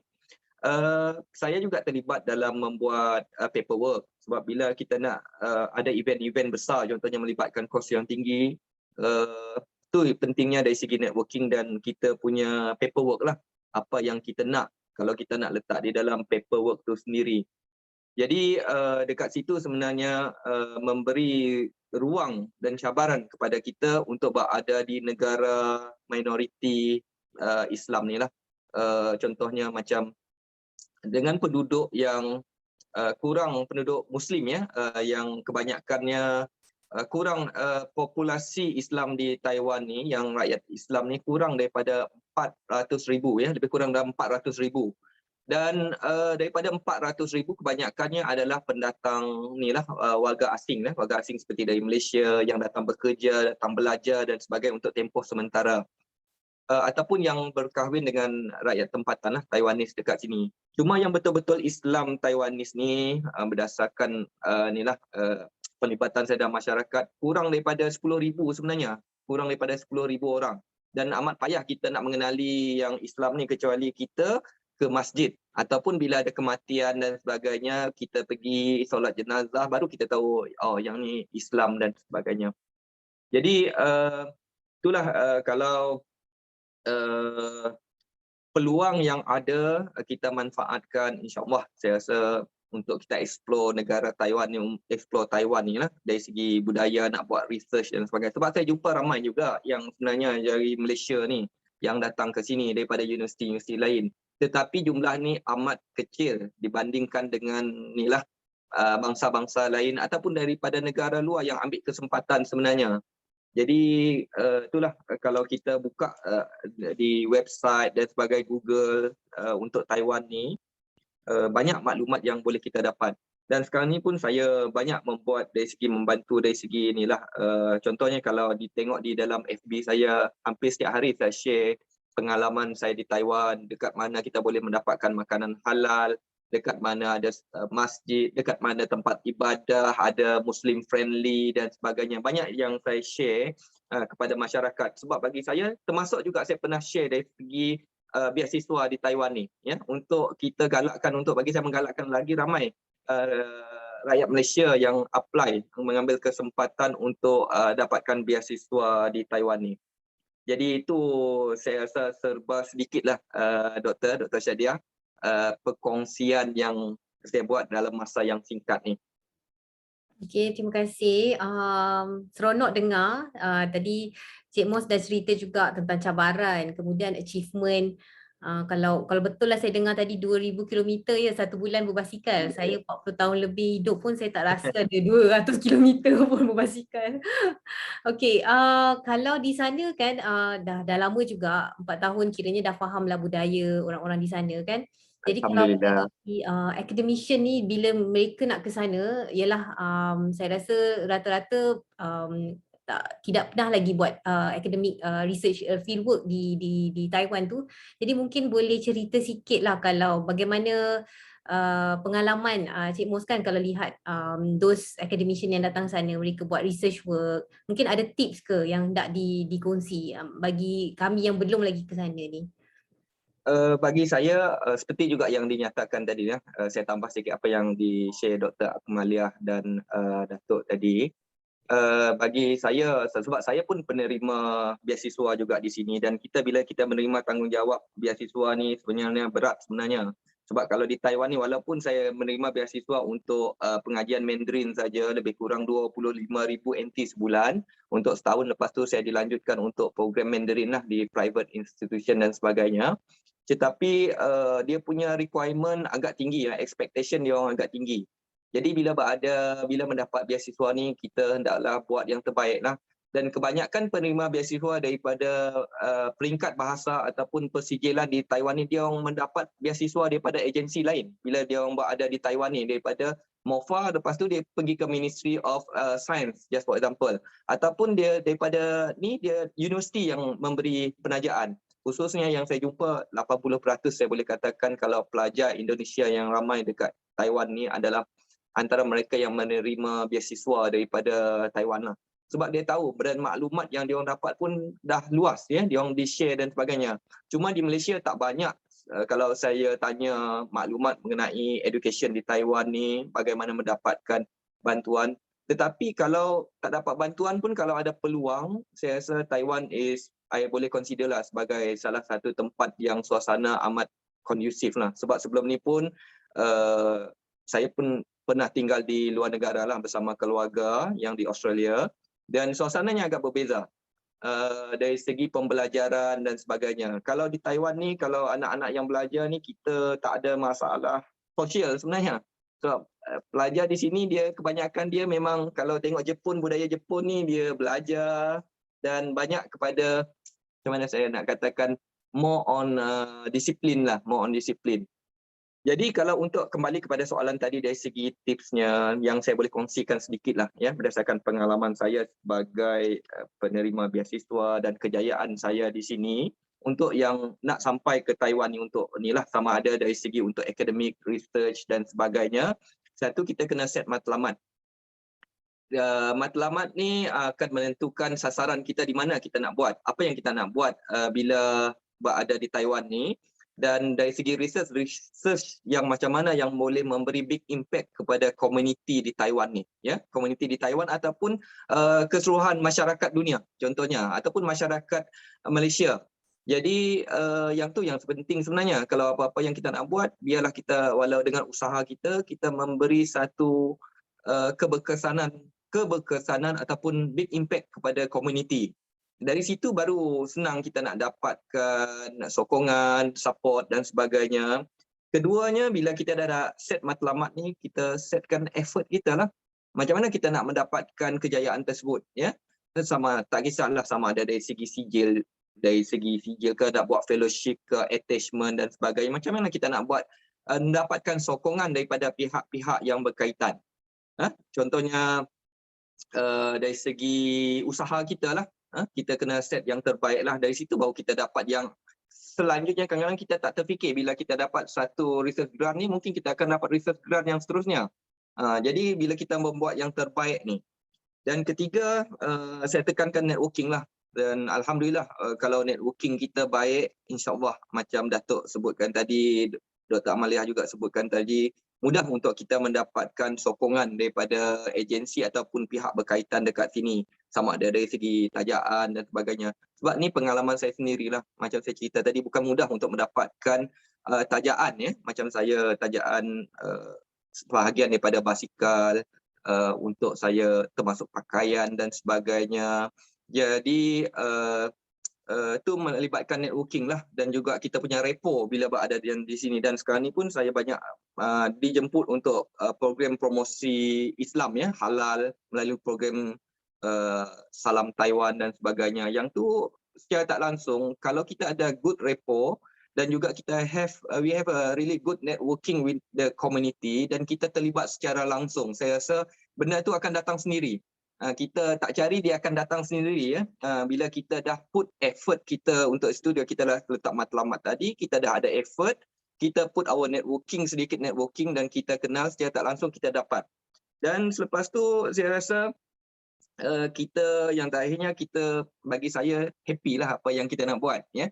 Sama juga bila buat research ni bukan satu perkara yang mudah. Kalau saya tengok dulu Dr. Akmaliah bila di Taiwan ni memang sibuk lah, dari pagi ke petang, malam dan sebagainya, balik lab dan sebagainya, banyaklah komitmen dan sebagainya. Jadi walaupun komitmen sebegitu, jadi kita anggap tu sebagai ujian dan kita keep happy dengan apa yang kita buat, dan insya-Allah kejayaan yang kita dapat satu kejayaan saya rasa luar biasa. Dan saya really bila saya melihat tadi Dr. Amalia come out with dia punya book, tu bagi saya satu output yang memberi big impact kepada masyarakat, bukan sahaja masyarakat di Taiwan ni, tetapi untuk masyarakat di Malaysia. Kalau nak datang di Taiwan ni macam mana, what is the perspektif yang dia nampak, maklumat yang berkaitan. Jadi yang last kali saya rasa, selepas kita ada matlamat, kita ada effort tadi, kita ada networking, kita happy dalam aktiviti yang kita buat, kita doa dan tawakal je lah. Yang tu yang saya rasa inilah ya ikhtiar kita yang terakhir. Jadi saya rasa itulah setakat yang tip yang saya rasa saya bawa daripada saya mula datang ke Taiwan dulu 4 tahun lepas sampailah ke sini. Dan alhamdulillah saya rasa kejayaan demi kejayaan yang saya lalui, saya rasa saya mendapat sokongan bukan saja di Taiwan tetapi daripada Malaysia melalui siri perkongsian di televisyen, di majalah, dan pernah dijemput untuk beberapa sesi yang lain khusus untuk belia, pelajar dan sebagainya. Jadi saya rasa peluang sebegini saya rasa saya ingin kongsikan kepada masyarakat lah, termasuk juga yang hadir untuk mendengar sesi pada petang ni. Saya rasa itu simple saja, Doktor. Okey, terima kasih. Kena ada matlamat, kena ada effort, kena happy dan juga doa dan tawakal kan. Okey, sangat betul tu. Saya rasa memang apply untuk apa-apalah yang kita buat kan. Alright, Cik Mus, ada yang bertanya macam mana COVID sekarang di Taiwan dan juga prosedur nak masuk Taiwan macam mana ya? Kalau di Taiwan sekarang ni, kalau kes tempatan sekarang ni kita kurang daripada 5 ataupun kes kosong satu hari. Tetapi kita sentiasa dengan mask ni memang sentiasa bila di luar kita wajib. Walaupun saya berbasikal untuk acara contoh 200 km ke 1000 km, mask ni sentiasa ada di muka. Memang sentiasa dipakai dan wajib ya. Because enforcement dia very strong. Dan kalau di Taiwan ni dia orang ni bukan sekadar enforcement, health conscious yang tinggi. Daripada pelajar sekolah kalau nak masuk ruang sekolah, walaupun kes kalau kita kat Malaysia ni kadang-kadang saya takut bila melihat kes 200 lebih kematian satu hari, kes mencecah ribuan satu hari. Kalau di sini kes yang ada 5 pun boleh ditutup satu daerah ni. Ada 5 kes, 2 kes pun boleh ditutup sekolah bila ada 1-2 kes. Jadi apatah lagi kalau ni lah. Jadi dia orang tak ambil ringan kes COVID ni. Dan dia punya saya ingat lagi kalau sekarang ni kes kurang daripada ni lah. Senang saya kata kurang daripada 5 lah. Dan sempadan negara masih lagi ditutup ketat sebenarnya. Sebab dia orang takut dengan Delta dan sebagainya. Memang saya rasa agak lambat sebenarnya. Kecuali kita mempunyai kebenaran khas lah untuk datang ke Taiwan untuk tujuan akademik ke tujuan rasmi lah yang mendapat kebenaran daripada pihak kerajaan di sini. Jadi dengan kata lain sempadan masih ditutup sebenarnya. Jadi aktiviti walaupun begitu aktiviti masih dijalankan seperti biasa dengan SOP yang sangat ketat. Sebab kalau saya nak ceritakan waktu saya balik daripada Malaysia tahun lepas bercuti di sini, dia orang sini because negara maju ni dia menggunakan teknologi. Dan dia detect kita melalui telefon saja. Setiap hari pegawai daripada CDC, dia punya disease control akan call kita ataupun polis yang akan telefon kita dan telefon sentiasa on. Bila saya telefon mati, saya ingat awal pagi jam 6.15 pagi, 6.20 pagi, polis dah tunggu depan rumah ketuk pintu nak make sure kita ada di rumah.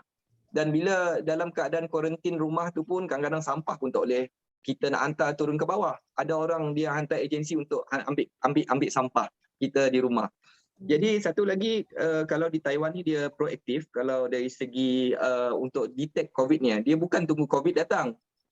Ni COVID yang akan projection dia COVID akan datang ke mana, akan sampai ke daerah mana, dekat situ protection dia orang. Kadang-kadang kita dia proaktif bukan reaktif. Jadi dekat situ saya rasa bagaimana kejayaan Taiwan ni untuk menangani COVID sampai sekarang ni 0 kes, 1-2 kes satu hari. Kes-kes tempatan lah, doktor. Oh, Alhamdulillah sangat berkurang. Vaksin semua memang semua diwajibkan ke atau bagaimana? Vaksin Taiwan ni kan dari segi diplomasi, dari segi geopolitik dia berbeza sikit lah dengan krisis dengan negara China lah. Jadi dari segi vaksin memang dapat vaksin kat sini, tetapi macam saya bagi tahu health conscious dia tinggi di Taiwan ni, dan masyarakat, contoh saya jumpa jiran-jiran dia orang sanggup pergi ke Hong Kong ataupun dia orang pergi ke Amerika sekadar untuk mendapatkan vaksin. Ada yang saya jumpa beberapa, bukan 1-2 kes, saya jumpa ramai yang buat macam tu sekadar untuk mendapatkan vaksin. Dia orang sanggup pergi ke luar negara. Ada yang memang kerajaan bagi sebab untuk menunggu kerajaan, sama juga macam di Malaysia sebelum ni, dapat mengambil masa yang agak ni lah, kita ada queue dan sebagainya, tengok umur, ada kriteria dan sebagainya lah. Jadi untuk yang tak nak ambil risiko, dia pergi di luar negara untuk tempoh sebulan dan sebagainya, ambil vaksin, lepas tu baru patah balik dekat sini. Yang tu yang ni lah, yang ada sumber yang mampu lah. Yang tak mampu dia tunggulah. Cuma kalau tak mampu, seperti saya cakapkan tadi, dia orang health conscious dekat sini sangat tinggi. Dan anak-anak pun di sini, kalau sebelum ni kita pembelajaran online di rumah pun saya rasa tak ada masalah. Saya rasa dekat sini dia orang well prepared dari segi pengajaran dan sebagainya. Jadi saya tak nampak kalau dia belajar dia bersemuka dengan ni perbezaan dia, sebab cikgu akan monitor anak kita tak participate, tak ada apa, semua kita dimaklumkan melalui dia orang punya sistem lah.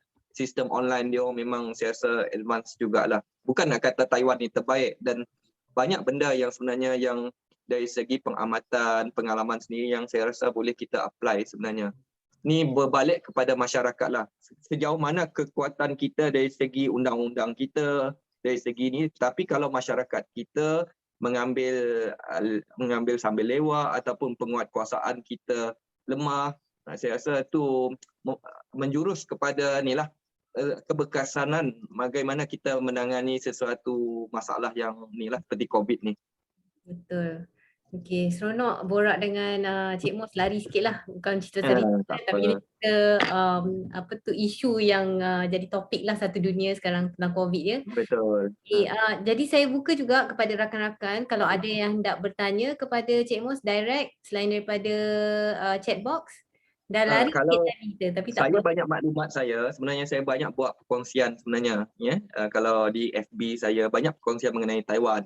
Kalau yang nak berminat mengetahui lebih lanjut dari segi Taiwan ni, dari segi apa-apalah masyarakat dan sebagainya, boleh terus ke FB saya sebenarnya. Dan kalau nak dapatkan maklumat, kalau saya boleh share dengan mereka, saya Mat Mos, MATTMOSS. Kalau ada yang berbasikal tu macam tu lah.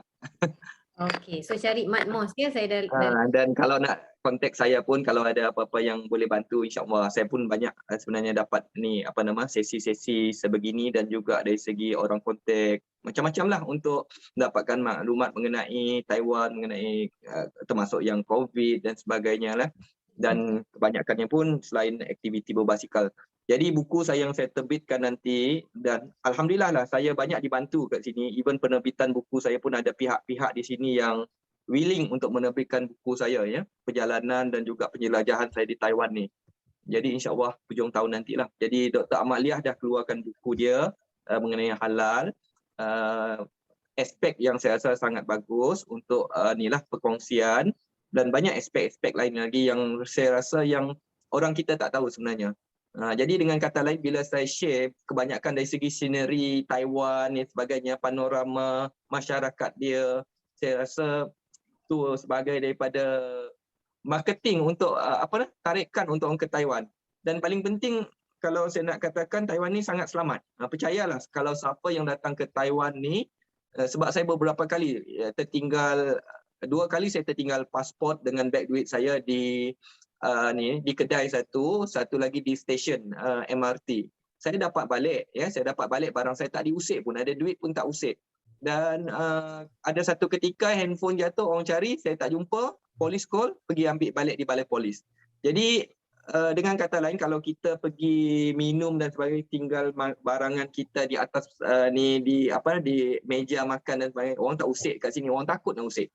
Jadi dengan kata lain, dan satu lagi, bila aktiviti berbasikal saya kadang-kadang bermula 12:30 malam dan sampai ke pagi, dan ada yang wanita pun aktiviti dia macam tu, tapi kita rasa sangat selamat. Kita tak merasa ada kes kena ragut, kes kena ni macam-macam lah, kes jenayah, tak ada. Kita tak terfikir di sini. Walau bagaimanapun kita sentiasalah ambil precaution dan sebagainya. Ada yang berlaku, tetapi sangat kecil lah kes-kes jenayah di sini. Okey, terima kasih banyak-banyak atas perkongsian Cik Mus. Jadi mungkin Cik Mus nak ada urusan lain, tapi saya nak request untuk kita ambil gambar sama-sama, boleh Cik Mus? Bersama-sama dengan speaker tadi. InsyaAllah. Kalau Ahmad nak tunjuk beberapa gambar ke Dr. Didi? Nak tunjuk beberapa okey. gambar lah. Ada kalau boleh? Seminit 2. Boleh. Ada. Sebab saya tak nampak ada berapa ramai bersama kita pada petang ni. Kita Dan ada saya pun tak nampak 38 orang. Berapa? Ada dalam 38 orang yang ramai juga. Alhamdulillah. Ramai juga. Muhammad share lah gambar-gambar Muhammad sikit, ada satu dua ke? Yang mana satu yang Sebab saya tak ada prepare apa-apa sebenarnya petang ni. Just saya sebab santai je kan. Jadi kalau ada ruang nanti, kalau khususnya kepada pelajar-pelajar lah, kalau ada kesempatan, sebab saya pun banyak ada invitation juga sebenarnya untuk sharing ni. Selain daripada program-program ni, kalau ada khas untuk pelajar, untuk bagi motivasi dia orang untuk kejayaan dan sebagainya, why not? Kalau saya available, insyaAllah saya akan luangkan masa untuk ni lah. Tak kisahlah untuk feedback dan sebagainya, untuk sekadar perkongsian. Jadi sebelum habis, saya ucapkan terima kasih lah kepada pihak penganjur, dan saya mohon maaf kalau ada kekurangan pada diri saya untuk sesi pada pedang ni, yang baik daripada Allah SWT, yang lemah daripada saya sendiri. Dan insyaAllah lah, kalau ada peluang jemput datang ke Taiwan. InsyaAllah kalau saya ada di sini, insyaAllah saya akan bantu seadanya. InsyaAllah. Dr. Syadia, boleh tak saya tanya satu soalan? Boleh. Maaf. Silakan Dr. Nusila, ada soalan untuk Cik Mus? Terlebih dahulu terima kasih banyak-banyak pihak penganjur, dan saya nak tanya Tuan Muhammad. Minta maaf lah Tuan ni, sebab saya internet connection saya tadi tak berapa okey. Sekarang baru okey, jadi mungkin perkara ni telah bincangkan. Cuma saya nak tanya satu soalan pendek. Katalah macam kita nak buat perancangan dari segi keuangan, kalau kita nak ke Taiwan, so kalau kita nak berbelanja secara bajet, sehari agak-agak untuk seorang, berapa kita kena sediakan? Kalau untuk bercuti ke? Untuk perjalanan bercuti? Bercuti come business trip lah. Macam business tu. trip. Sebenarnya kalau di Taiwan ni, kita tengok di mana kita pergi. Kalau hotel-hotelnya, kalau di Taipei ni mahal. Sebab tu kalau yang nak buat, contohnya kalau student yang dapat scholarship untuk apa-apa fellowship ke, untuk degree ataupun master, dia akan pilih di luar daripada Taipei City. Sebab kos sangat tinggi di Taipei ni, yang untuk sewa rumah dan sebagainya. Itu secara generalnya. Tetapi kalau untuk untuk kita percutian, biasanya kita dah allocate certain portion. Kalau mudah saya katakan, kalau setakat untuk kita makan kalau untuk di Taipei, Taipei saya put yang paling tinggi lah kalau di sini. Kalau biasa, kalau di sebelah masjid kita kat Taipei ni, biasa kalau nak makan nasi dan sebagainya, lebih kurang 150 NT sekali makan, dengan nasi ayam penyet dia 150, lebih kurang dah RM20, RM30. So bajet kita untuk makan more or less, ni kita tengok yang kedai Indonesia. Tapi kalau kita pergi kedai Pakistan dan sebagainya, sama juga kita pergi ke Vietnam ke, kita pergi ke Australia ke, kalau kita pergi ke Pakistan ke, kedai Turki ke, tu mahal lah. Jadi lebih kurang 35. Jadi makanan dia daripada RM20 sekali makan hingga ke RM50. Tertakluk dekat mana kita pergi. Dan kalau di Taiwan ni komunikasi dia sangat mudah, naik MRT je dan sangat murah lah MRT dia. Jadi untuk makan saya boleh katakan RM20 ke RM50 untuk sekali makan, ya. Kalau pelajar-pelajar pun biasa dalam around that lah, 15 ke RM20 sekali makan. 80 NT lebih kurang RM10 kita boleh makan. Kalau beef noodle yang popular kat sini pun lebih kurang 140. Tetapi kalau kita dapatkan di dalam kampus mungkin murah sikit. Jadi makanan daripada jumlah dia tadi daripada RM20 ke RM50 kalau kita nak budget untuk satu meal. Jadi kalau 2 meal lebih kurang, just make it just for example lebih kurang dah RM70 lah, ya. RM50 tu pun dah kira mewah sebenarnya, ya. Dan untuk transportation, public transportation sangat murah, ya, sangat murah kalau kita naik MRT. Sebab kalau di Taiwan ni paling mudah, sebab tu saya tak memerlukan, kalau sebelum ni saya tinggal ni lah, kami berada di Australia kan, terpaksa menggunakan kereta untuk bergerak daripada satu tempat ke satu tempat. Di Taiwan ni saya menggunakan basikal. Saya pergi ke pasar menggunakan basikal, saya pergi ke kelas saya menggunakan basikal, saya pergi ke masjid menggunakan basikal sebab kita rasa sangat selamat dan convenient. Kalau basikal yang U-bike ni, kalau yang rajin berbasikal ni kan, 15 minit pertama percuma. Lepas tu tambah lebih kurang dalam RM1 sejam. Jadi kita boleh nak pergi mana-mana dengan berbasikal. Sebab kita tak heran kalau Taiwan ni orang pakai coat ke, musim panas ke, pergi kerja ke, pergi sekolah dia orang pakai U-bike ni. Sebab banyak kemudahan dia banyak. Jadi tak nampak lah. Sama juga kalau taksi pun, taksi banyak tapi taklah semahal mana, ya. Cuma currency kita sekarang ni, duit Malaysia ni agak rendah lah. Kalau saya ingat lebih kurang 100 NT sekarang ni lebih kurang dalam 100 NT lebih kurang RM15 lah. Lebih kurang macam tu. 14 ke RM15. Jadi lebih kurang tadi sekali. Ya, lebih kurang macam tu lah. Itu dari segi kos lah. Kalau hotel-hotel ni bergantung kat mana lah. Quite subjektif sebenarnya, ya. Tapi ni secara dasarnya kalau di bandar besar memang lagi mahal lah. Sebenarnya banyak yang di-explore kalau nak explore sebenarnya, sebab saya dah habis jelajah hampir 90% sebab hari-hari explore kan. 2 hari lagi pun saya ada kayuhan 1000 km, cabaran 1000 km dalam tempoh 72 jam dengan 12 gunung, ya. Itu cabaran yang antara yang paling besar yang saya buat di Taiwan ni. Dan lepas tu saya akan ke pulau-pulau kecil di Taiwan lah, dan tu pun saya akan part of my book sebenarnya. Saya buat ni part of my book, pengalaman penjelajahan di Taiwan. Dan di situ saya jumpa masyarakat dan sebagainya, dan masyarakat dia sangat baik. Kadang-kadang macam saya bagi tahu, past few days saya buat pendakian gunung, ya, gunung tertinggi di Taiwan ni. Kadang-kadang bila kita ikut ada tempat memang tak ada halal. Bila saya cakap saya tak makan apa semua, yang kedai jual buah ni dia tak nak ambil duit, dia bagi je makan buah. Dan saya pernah tersesat di ladang strawberry dan buah-buahan apa semua, makanlah seberapa banyak strawberry tu, dia bagi je, dia tak nak ambil duit kita. Dan dia orang kadang-kadang bila dia nak tunjukkan kita tempat silap ni, dia sanggup ambil masa dia sampai kita kita rasa selesa, kita boleh jalan sendiri. Itu pengalaman saya. Dan naik teksi pun, pengalaman naik teksi mula-mula dulu tersilap, driver teksi bawa kita, dia pulangkan balik duit kita. Dia rasa guilty, dia bawa jalan yang jauh dan tersilap jalan, ambil masa kita. Itulah saya rasa pengalaman-pengalaman yang saya rasa menarik bila saya berada di sini. Jadi setiap orang berbeza pandangan, berbeza dia punya pengalaman lah.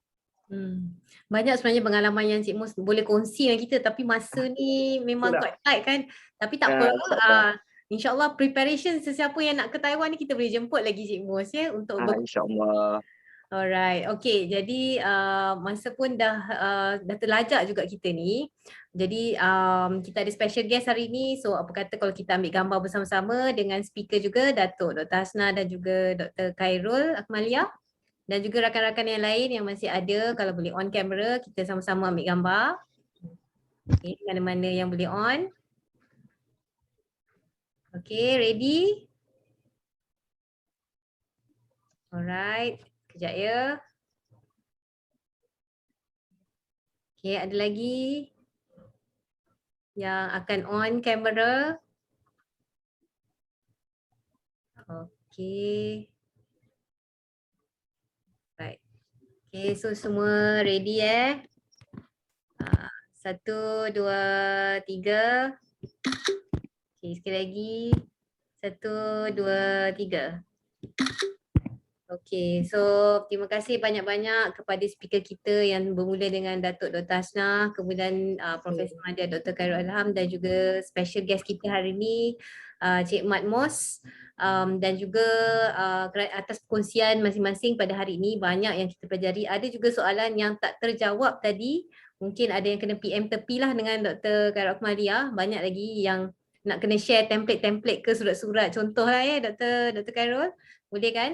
Dan juga terima kasih kepada rakan-rakan sefakulti dan juga yang lain-lain kerana sudi hadir ke sesi RIS ini. Saya telah sharekan link attendance untuk hari ini dan juga saya ada minta cadangan daripada rakan-rakan apa topik yang dikehendaki ataupun yang teringin hendak dengar untuk last RIS akan datang ni. Jadi kita sudahi sesi kita RIS pada petang ini dengan tasbih kifarah dan suratul As. Terima kasih banyak-banyak. Assalamualaikum warahmatullahi wabarakatuh.